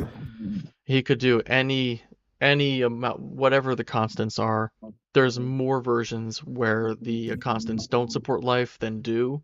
So there's a larger chance that God would create life in a universe where there is no life, or sorry, where there is no where there are no constants that are working in conjunction to create a situation where they could exist without his intervention, if that makes sense.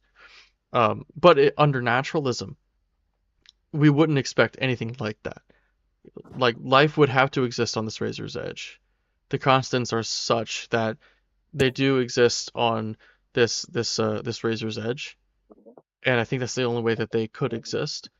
Um, under this infinite time thing, if constants can change, we don't know if they can or can't.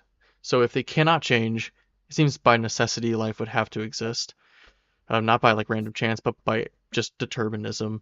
Life would have to exist if the constants cannot be different. But if they could be different, then well, that would have to be substantiated. But if that were the case, then I would imagine they would go through different cycles, right?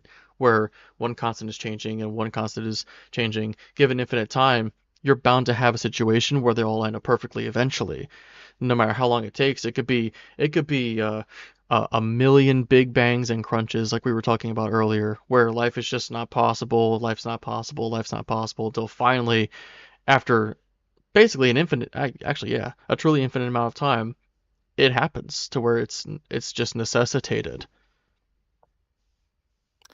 Yeah. Okay.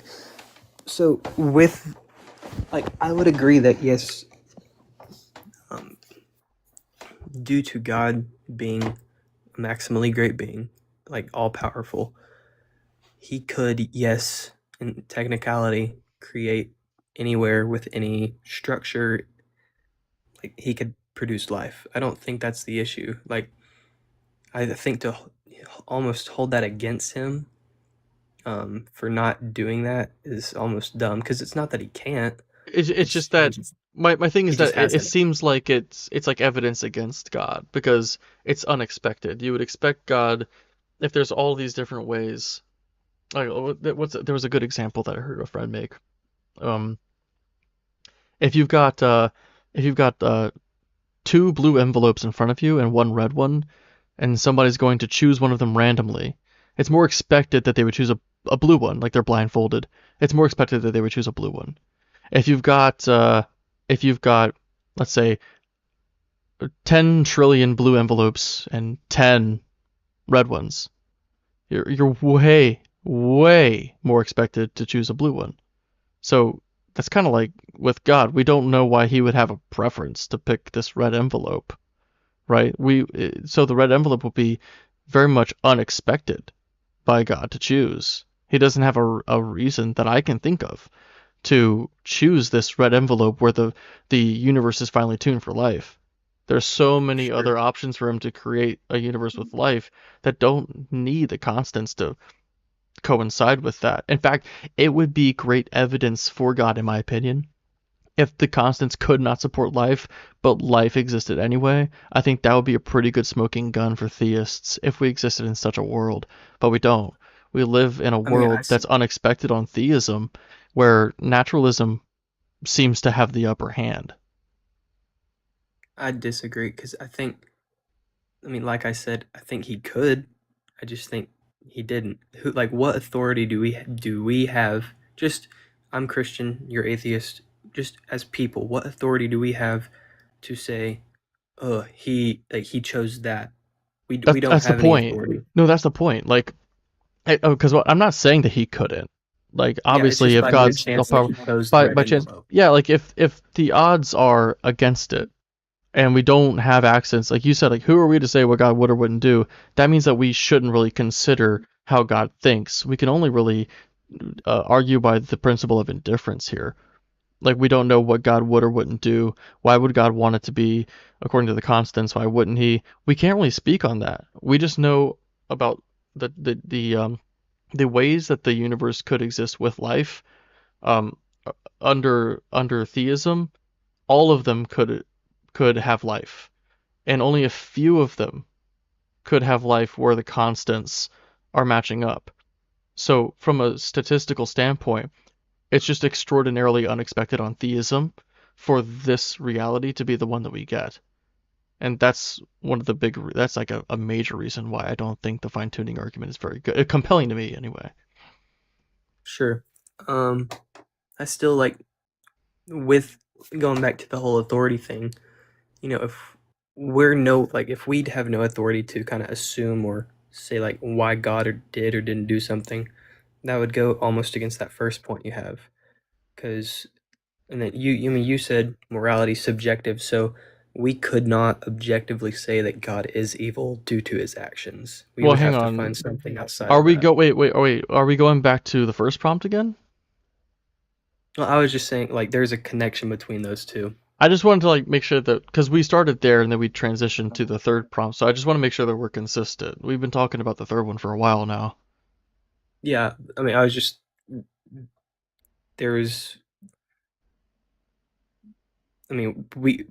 I'm not trying to jump from one to the other, but there is a connection between the two. If we have no authority to say why he did or didn't do something, then who are we to say that he is evil based off of what he did or didn't do?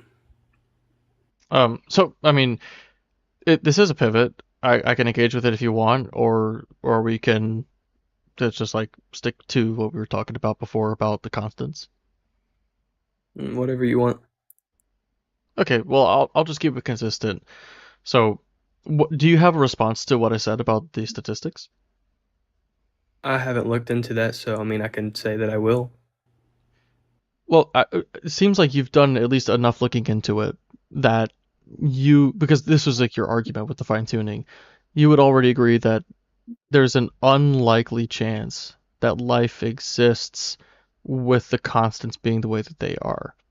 Like the constants being such that they can support life in the universe. Yeah, based off of our science Right. here, yeah.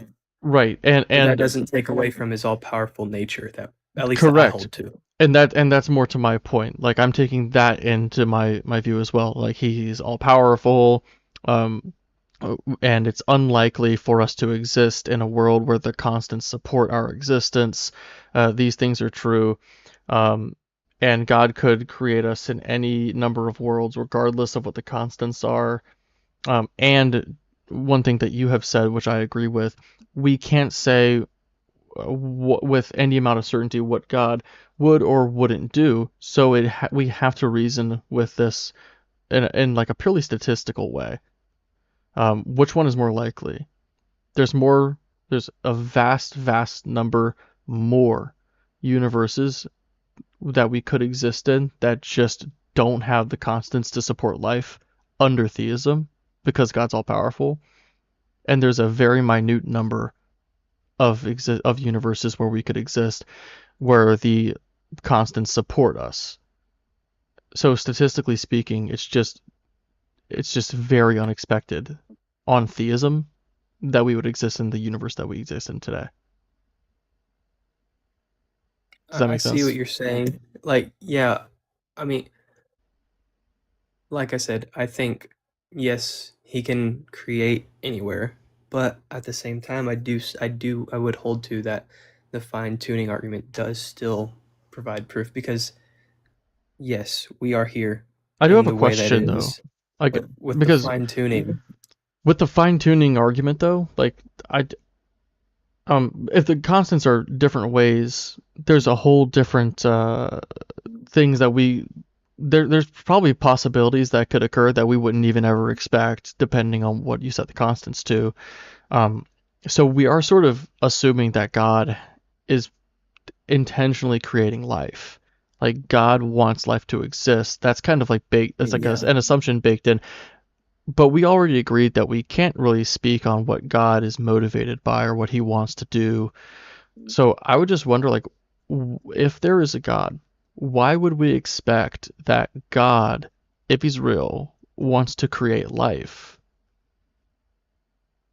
Oh, well, I am a Christian, so I would personally hold to the Bible being the Word of God, and Genesis, it talks about, he made man in his image, and we see biblical constants and themes of him being intentional in what he made. So, like, Genesis, I think it's 2, it gets more into the creation story. And, when he created Adam, it talks about, and he said it was good. And so, like, those are kind of the. But that doesn't really answer the question. So the question was just like, why would we expect God to want to create life? I understand that in the Bible it says God created life and his opinion of that was that it was good. But like it doesn't actually tell you why he wants to create life. And on theism, on bare theism, it doesn't really give, we'd have to appeal specifically to Christianity to even get to that point. So I would just be wondering, like, if there is a God, why would we expect God to want to create life?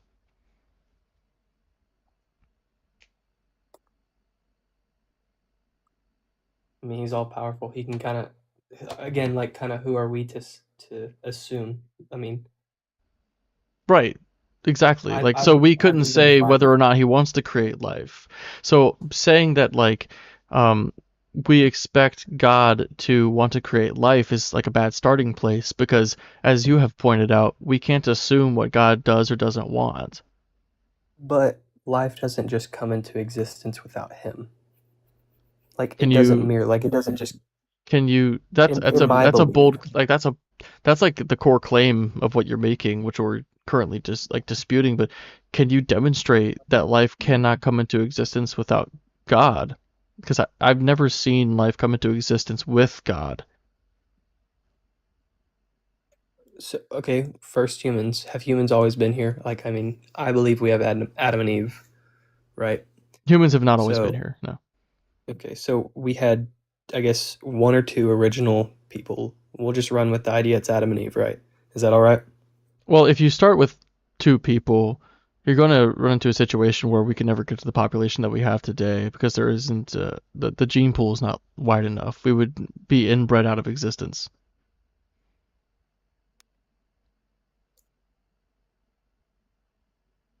Say that again? Like, It's not physically possible for 2 human beings to breed this population that we have today. how so? There is not enough genetic diversity in the gene pool. We would be So, inbred out like, of existence. oh, yeah, for sure. So, I mean, I feel like there is a explanation for that in the Bible. I don't think you can find that just in the world. Well, there isn't an explanation for that in the Bible. People will just like defer to like, well, God can do whatever he wants. It seems like it doesn't make sense No, as, no. as for our understanding of science, but we can waive what science says and just appeal to God arbitrarily because people already just believe that this is true. So like assuming that it's true and you have to square it somehow, you just defer to God's omnipotence. And whereas like this should give somebody pause, it doesn't for somebody who is very all in to the dogma, and they're just assuming that it's true right off the jump. They're not trying to just decipher whether or not it's true. They assume that Christianity is true. They take it with they learn that scientifically it's not possible for 2 people to create this population of people that we have. Then the solution is, well, God can just magic it into happening anyway, which is Well, I just mean, it it feels like wasn't just magic. philosophically It's like lazy.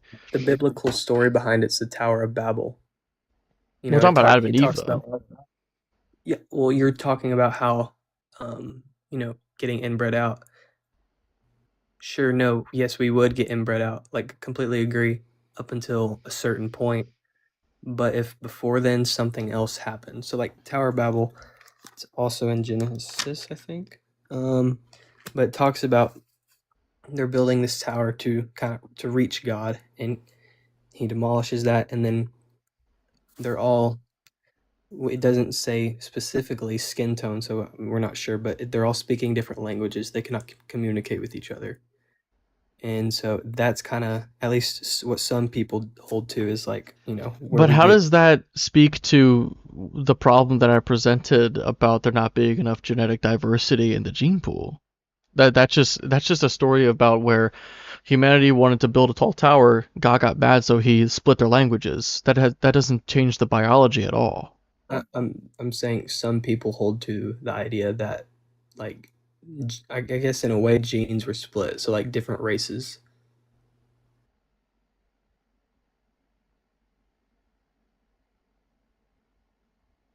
I haven't ever heard that before. Great. Can you give me a passage? I just want to see where it is so that I can see if that's alluded to. It's just here. Let me look it up.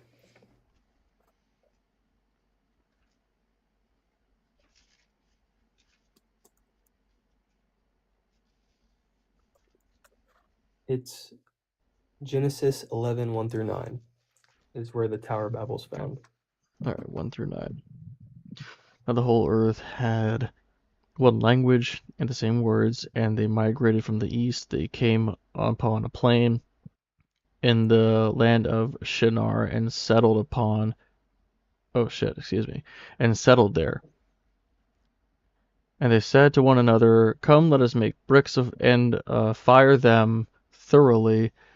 And they had brick for stone and bitumen for mortar.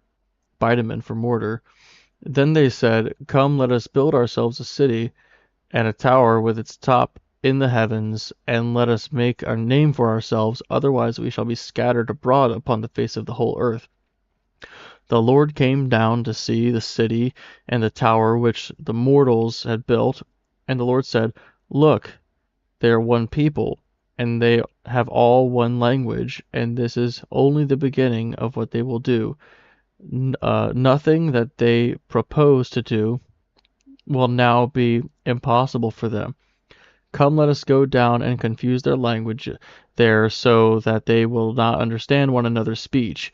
So the Lord scattered them abroad from there over the face of all the earth, and they left off building the city. Therefore it was called Babel, because there the Lord confused the languages.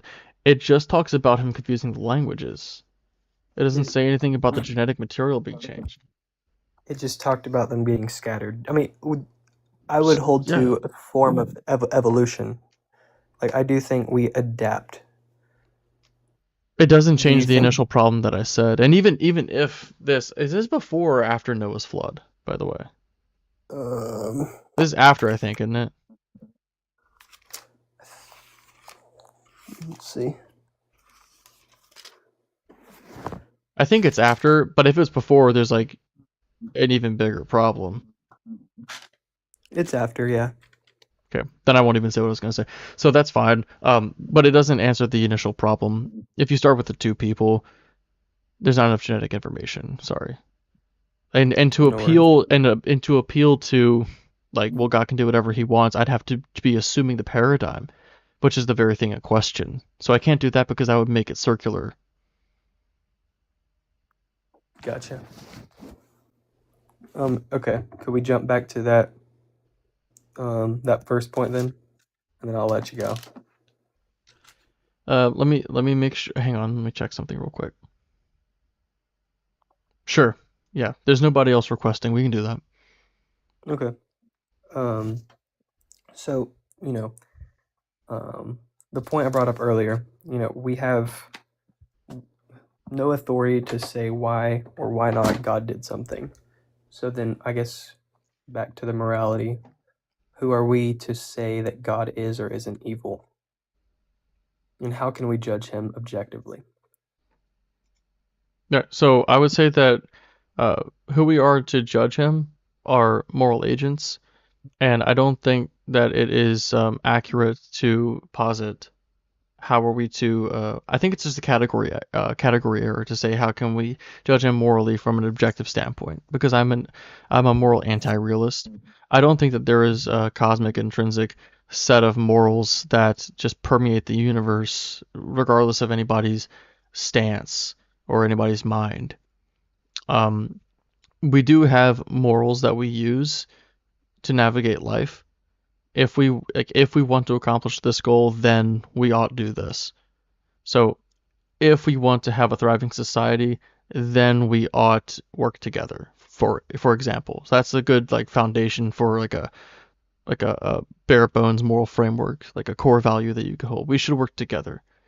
If we want to get along for this betterment of society, because we want to survive personally, and a better society is going to be better for each individual, generally speaking, then we ought be compassionate, because if we breed a culture of compassion, we are more likely to receive compassion. So these things can just naturally evolve over time. Hey, thanks, Bertram. Hey, I've been live for almost 4 hours. You're the first person to contribute to the gift goal, and I really appreciate you, Bertram. Shout out, Bertram. Badass. So anyway, I think that saying that something's objective in regards to morality, I just think it's a category error. So when you say God's evil, that could be, like, I guess. God goes against our core values as humanity. How so? So like, well, we could take shared values, right, that I think are pretty ubiquitous throughout humanity, that you and I share, and we could just apply that to God and see that he is antithetical to them. So All right. I think that you and I would both say that, and I hope you don't correct me, because I want to believe that you're a good person, but like, nobody should ever have to pay take the punishment for a crime that somebody else committed. I don't think anyone should have to do that, but I think that's what Jesus did for all of us. Right. So that's unjust. That's one example, and that's like, he does that multiple times throughout the Bible, where there's somebody who. That's all loving. So that would be there would be dissonance there. To say that somebody taking the penalty for somebody else's crime is being all loving is actually very illogical to me. Like, if we have a situation where, let's say we've got like a serial killer, he's in court, and his mom, who's like a really sweet lady, is like, give me the chair, not him. I think you would agree it would be a major injustice, no matter how insistent she is, to actually give her the chair and think that anything's been fixed. Only more harm has been caused. An innocent person paying for somebody else's potentially egregious crimes is absolutely deeply unintuitive to me, and a major injustice. Okay, so just making sure I understand you correctly, you would say that Jesus dying on the cross for everyone's, like, according to the Christian view, for everyone's sins, and giving them that gift of eternal life is evil. I'd say it's unjust. I do think it is pretty evil, actually, because Jesus shouldn't be subject to that. It's not necessary. God knowingly set an impossible standard for us, was well aware that we would never be able to suffice. Then he decided, you know what, the only way that I can help them out of this, though I'm omnipotent, I'm going to make it so that only the blood of the innocent being spilled, a human sacrifice, is going to be what it takes. But even then, it doesn't stop there. It gets worse. It doesn't just cover everybody as a free gift. They have to like acknowledge that he did this. Like, he wants credit for it. So he's not even concerned about our impending doom. Why would he? He set up the system so that we cannot do it without him in the first place. So obviously he doesn't want us to be able to succeed on our own. Then it doesn't matter what we do. If we don't acknowledge that he did this for us, he doesn't give a shit. Like, he just wants us to, whatever hell is. I don't know what your view is, if it's eternal conscious torment, if you're a annihilationist. He just wants people to fall into allegiance with him. It's very obvious, because that's the condition. He doesn't care if you're a serial killer. He doesn't care if you fuck kids. He doesn't care if you kiss his ass, if you pledge your allegiance to him. That's all he cares about. And if you are an otherwise altruistic person who's never done more than, like, say a couple white lies or something, I know that's unrealistic, but even still, if somebody like that existed where all they did was say a couple white lies and that's all they did, they're gonna go to hell for those white lies, because they just maybe simply aren't convinced that this paradigm is true. It's very evil. It's like a hostage situation Uh, I would disagree. If if he brought you into existence, him wanting you to have okay, here I'll put it this way. Is it wrong for my parents to want to have a relationship with me because they're the ones that brought me into this world? No, it's not wrong. Okay, so that's what he's wanting. He's not wanting credit, he's wanting a relationship. So So I it do see would how it comes across it as it credit. it would follow then, if he wants a relationship with us, that he would pursue a relationship with us, but he doesn't. He does. Oh, How, because how, how, if he pursues something but he's all powerful, he logically succeeds. Because he doesn't have a relationship with everybody and he pursues a relationship with everybody, that means he fails. But an omnipotent being can't fail. So there's a logical contradiction in this view. he doesn't fail though. We have a free will to actively pursue that back. That's like No, why he does fail, because if he's pursuing no. something, he will succeed. Like, do you agree with that premise? Like, if a being is all powerful, they will succeed in anything they attempt. Sure. Right. So God attempts to have a relationship with all of us. Do you agree with Mhm. that premise? Okay. Yeah, I would say he Premise chases three. after all of us. Premise three. He does not have a relationship with all of us. And that's off of the human's free will, not himself. But the premise follows. So therefore, No. God does not exist. No, that wouldn't mean that God doesn't exist. Yeah, because That guys would are. Oh, let me type it out. Hang on. Let me. Hang on. Let me get the notepad. Because it's late enough that I will forget even.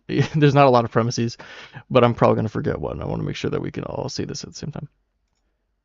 So, oh shit. Okay. So I got the notepad here. One.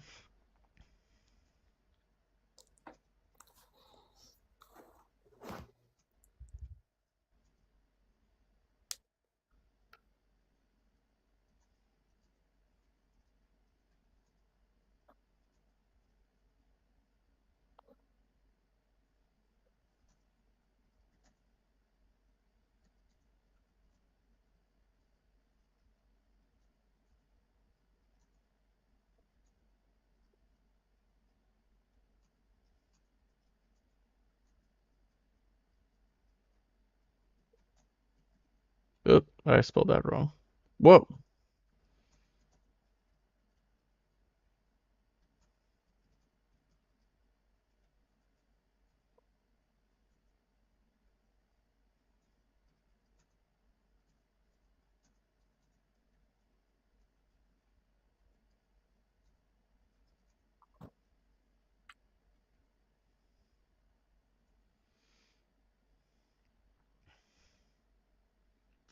Okay. So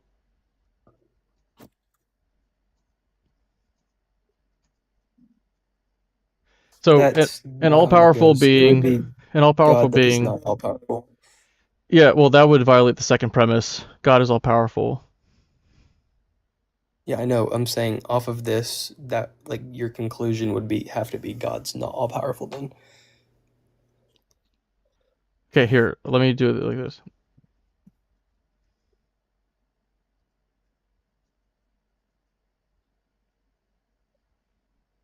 Okay. And then I'll do, Perfect. oh, wait, hang on. And then I'll add a fifth premise.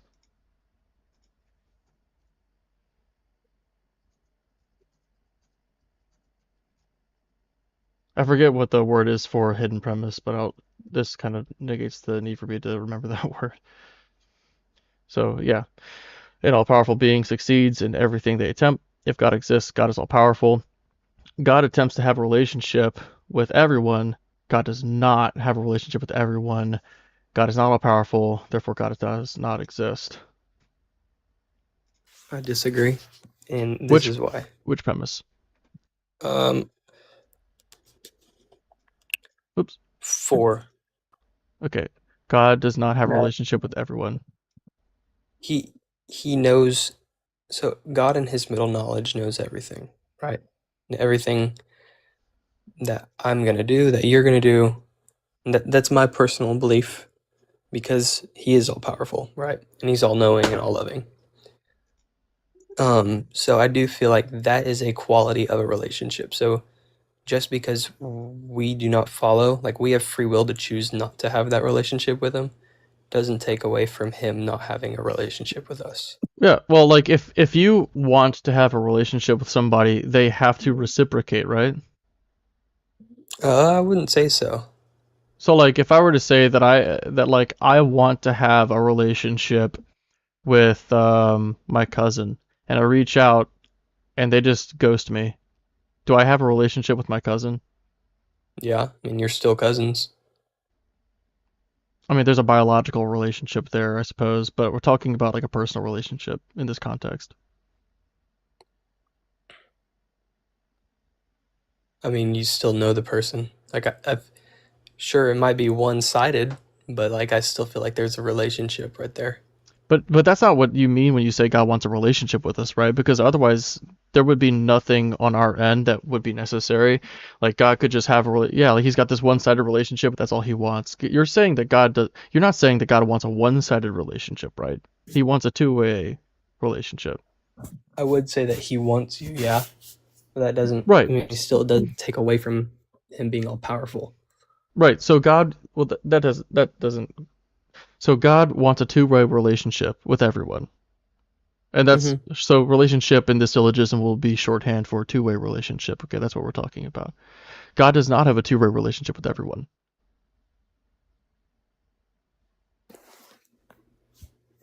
And I guess, I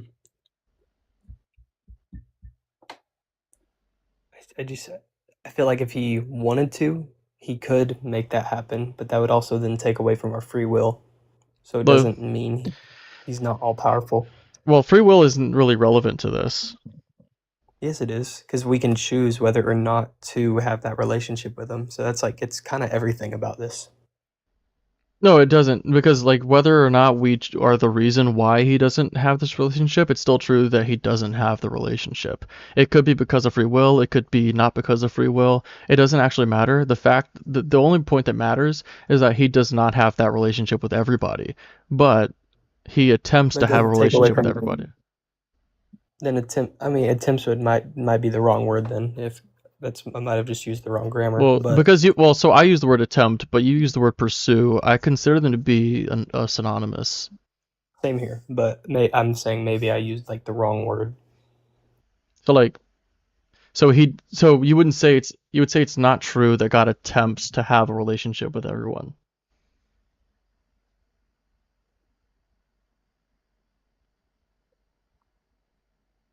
I mean, I'd say he pursues one, yeah. So he does. So premise 3 you agree with. Yes. And premise 4 you now agree with after I've clarified? Yeah, I'd say he does not, not all people have a relationship with God, no. Right. So is there another premise that you disagree with? Or does the conclusion follow? The conclusion would not follow. So how would the conclusion not follow? Well, first, I mean, I would not go off of this one little thing to make the very, very bold claim, say God does not exist. But then also, God's not all powerful. I feel like just the creation of the universe shows that he is all powerful. Well, it just means that he's powerful enough to create a universe. Not that he's all powerful. What if you tried to create 2, but he was too weak to create 2, he only created 1? I think that's total BS. I mean, it's like, it's outside of our scope. Like, if God does something of a massive amount of power, we can never really determine, based on empiricism, that he's all powerful. This is something that people just kind of like say. But if it's true, it's the biblical trait given to him. But like, if it's true that an all-powerful being succeeds in everything they attempt, I mean, do you agree with that premise? The first one? I would say yes, I agree that an all-powerful being succeeds in everything they attempt.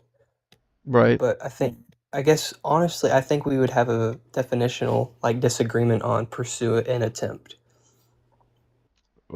So to make sure we aren't equivocating, what exactly do you mean when you say pursue or attempt?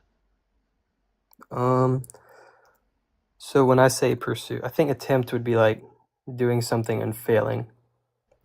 Pursuing like is just it's to kind of just to follow like endlessly like or unendlessly. What would that word be? Like I guess to with no clarify, end. I guess actually a better way to do it is, since I'm the one providing the syllogism here, I'll just like let you know what I mean. You can tell me if you agree or disagree. Like, so Gotcha. That when I'm works. using the word attempt, it just means like to try. I don't think you can succeed unless you try. Okay, I think 100%. yeah, I I don't don't think you agree can. with that. I Like don't think you can succeed or fail unless you try. for sure. Yeah, so that's not the way I guess I was using it. So that we were just having a definitional disagreement or misunderstanding, I guess. So with that cleared up, do you think that like an all-powerful being succeeds in everything they try to do? Everything that yeah, sure. Right. And God, since we're using a different word now, I would say God an all-powerful being tries. succeeds in everything they attempt. I would agree with the first premise. Okay. And But with God, premise you already three, agree I with don't agree. 2. So God, okay, so you said 3 is your contention? Yeah, so with the new, I guess now the God clear up tries of to the have a definition. relationship with, so you don't think that God tries to have a relationship with everyone? I would say he pursues, and my definition of that would be like to follow like endlessly, like just What do you mean by follow? um to follow, pursue, to like go after Go. endlessly, like It sounds like it's because synonymous with what I'm saying. not really because with what you're To go saying, after. there like in the naturalistic or atheistic view, there is nothing after this. So like as a Christian, I believe there's a heaven and a hell, like an afterlife, a day of judgment. I would say that there's more time than just right now. So I feel like it's completely like neither one of us could say um, could come to, even if we let's just say we ran with premise 3, we couldn't come to 4, 5 or conclusion due to the idea of the afterlife being associated with God. I mean, are you suggesting that like God inevitably will have a relationship with everyone, like appealing to deep time or something? I mean, I hope that's the way it goes, but I'm not too sure. I mean, because obviously neither you or I or anyone has passed away, at least that's listening to this. It seems like, I mean, it seems like you're just appealing to incredulity. Like, if all of these premises are true, which seems like you have a contention with 3, but would you agree that if all these Just premises the are true, the definition of conclusion follows? 1000%. But I think when I'm talking about my definition, it would like sorry, I can't talk. But the two things we would be saying on 3 would be fundamentally different because of the definition we would use. So like I would say God pursues to have a relationship with everyone. You'd say attempt, and I'll even say attempt for like the sake of it. But I think our definitions or what we're meaning behind that word is two different things, which I just would am then failing to see a difference. I mean, you've tried to explain what you mean by attempt, and it feels like I don't think this is what you're deliberately saying, but what it feels like or what it sounds like you're kind of saying is like God like half-ass tries but doesn't really try. Like he says he wants it and he like does the minimal effort, but then like doesn't actually like try to get it. That's what it seems like you're saying, but I don't think that's something that you would like acknowledge, if that makes sense. not. I mean, it's not what I'm saying at all. At least it's not what I'm trying to say. If it So comes across just that way, clear I'm it up. sorry So about like that. when God is attempting to have a relationship with us, like it doesn't mean like if I were to attempt to have a relationship with somebody, we already all know what that means. But like what does it mean when God attempts to have a relationship with us in your view? Sorry.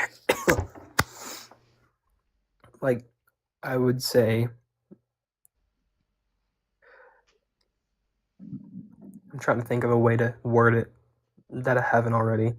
Actually, I just 'Cause thought in my mind, actually, um, if it's true that it does not follow that God attempts to have a relationship with everyone, um, then it really wouldn't be anything like on us. Like God wouldn't attempt to have a relationship with anybody or with everybody.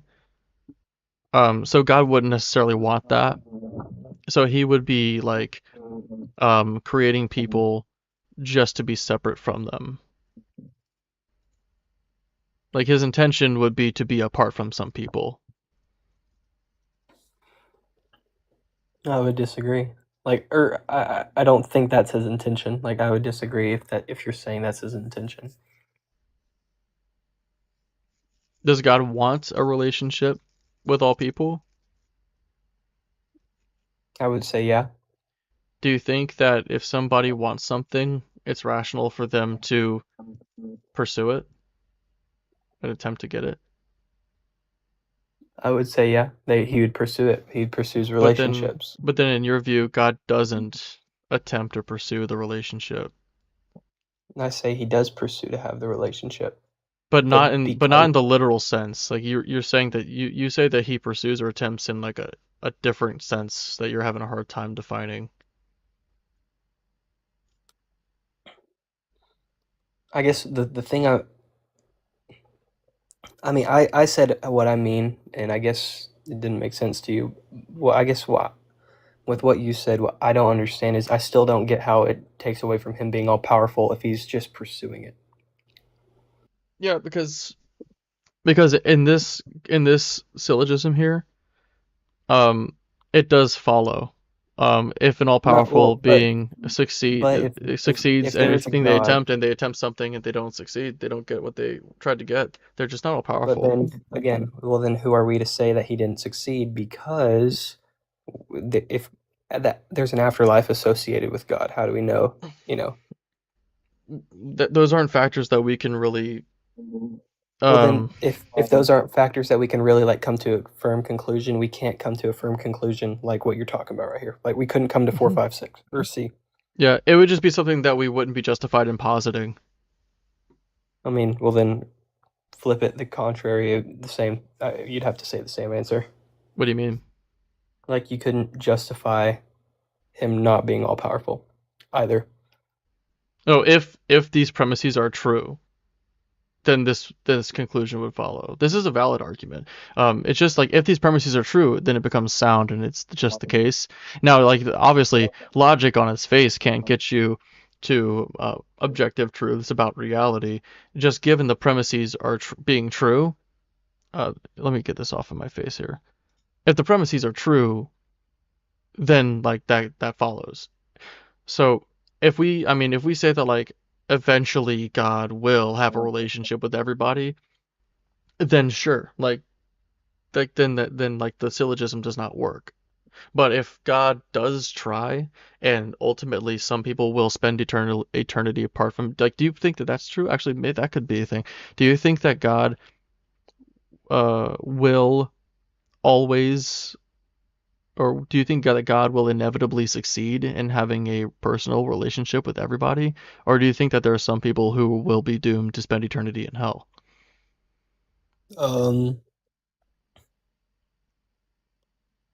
I wish I knew the answer, but I mean, obviously, I'm not at that point, like in my life or my journey yet. So, like, I'm not dead. Yeah. You know, I'm not in the afterlife Because yet, so I like couldn't. if like it could, because if there's the two options, either we spend eternity with him, or like we all come to a relationship with him, or we like don't. It's by law of excluded middle, right? So if it's the case that we don't, if there are people that spend eternity in hell, then my syllogism follows. But if it's the case where you're a universalist and everybody gets to heaven, everybody has this relationship with God, it doesn't, like, the syllogism breaks apart. It does not prove that God doesn't exist. It does not prove that God's not all powerful. But what it does entail is theistic determinism. It does entail like the absence of free will, which I know you hold to because you've referenced it a few times. Mm-hmm. Well, I mean, like I said, I don't know how to answer on that last part, like the will everybody be with him or in some in hell? Because I mean, obviously, I'm not at that point yet. So Fair enough. I mean, if you don't have a fleshed out view on something, it's always good. It's always honest to I say mean, that you yeah, don't I know. don't want to say something and then like get in an argument. I don't even know what I'm talking about. Right. Yeah, but I respect that. But the cool thing about when you do logic is you can look at dichotomies and explore both options, and I love doing that. Like if it's the case that this Mhm. option's true, then this follows, and if it's the case that this option's true, then this other thing follows. So if it's the case that some people spend eternity in hell, then by the syllogism I put up, God would not exist. Because God would be all powerful trying to do this, failing, meaning he's not all powerful. If God exists, he's all powerful, therefore God doesn't exist. Like that would follow if people spend eternity in hell. Um, Mhm. right, if that's the case. But if they don't, like if people do all, if he succeeds in getting in that relationship with all people, the syllogism would follow. There would just be a different problem, one that we weren't discussing, one that would be sort of catastrophic for apparently what your view of your theology is, that of free will. And I talk about free will quite often all my life. I haven't talked about it at all tonight, um, but I'm like a hard determinist. I don't think it's logically possible for us to have free will, whether there's a God or not a God. I think that if you posit an all-knowing God, it's worse. I think if you posit the Christian God specifically, it's even worse than that for free will. But that's a topic for another time, and I would be fascinated to have that conversation with you. Um, I really hope that you got as much out of this as I did. I had a good time For talking sure. to you, Yeah. Silas. Yeah, Well, I'll for sure. Let me here follow you so I know when you have more lives. yeah. I commit to Tuesday, Thursdays. I Okay. usually go live Wednesdays, although I've been like kind of going slow, so I've been sticking to Tuesday, Thursday mostly. But there was a stretch where I was doing Monday through Thursday. But I do commit to the T days, so you should see All me right, in two awesome. more days if you want to come back up and talk. We can talk about free will if you want.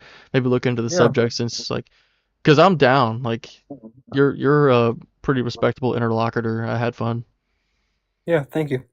Yeah, I'll have my brother with me. Just he'll be over at my house. got So the if backup. that's all right. Well, no, Yeah, he's just gonna be over, and so if I hop on, I know he's gonna be interested. So sure. Well, is your brother at least 18? yes, he is. All right, cool. Yeah, we I'm can. 19. He's just a year younger. Cool. All right, dude. Well, you have a good night. All right, you too. Thank you. Yep. And with that, I think it wraps up Lobes Lounge for tonight, guys. Thank you so much for everybody who came in, everybody who watched. Um, yeah, the 24,000 likes, I appreciate that. I appreciate the gifts. I appreciate all the taps, the shares, and all that stuff. Thank you for engaging in the comments. Both sides has been here for a while. Bertram, hey. At least the guest was mostly good faith. Yeah, I think that he was mostly good faith. I've been really trying to get through to my guests. A lot of people, when you're doing debates on TikTok, it's largely performative. A lot of people are like making a point to the audience, and I love that. That's like that has its use. I feel like I need to try to reach out to the guest I have. I want to try to make it make sense to them. If you can't like convince somebody to have a good point,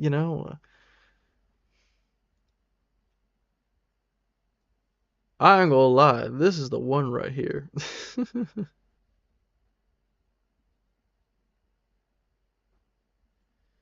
Yeah, I don't know what you mean. Anyways, guys, I'm gonna hit the sack. It's almost 4 a.m. Maybe we can do a raid. Let's see who's live. Let me open this up and see.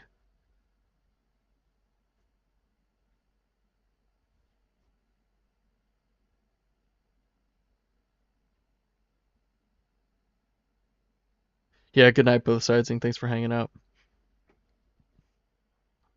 Well, let me send y'all somewhere. My phone's being slow. Hang on.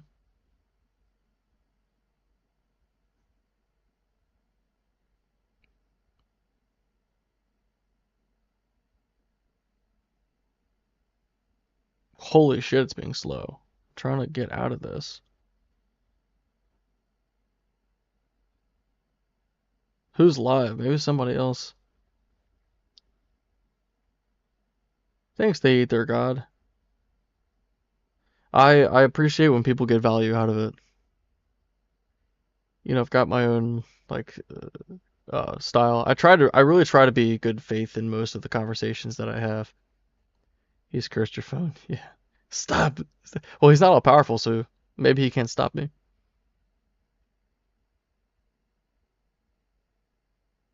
Who's the host of this one? Let me just double check this real quick.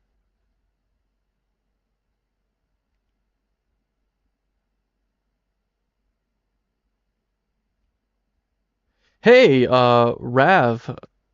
Rav is live.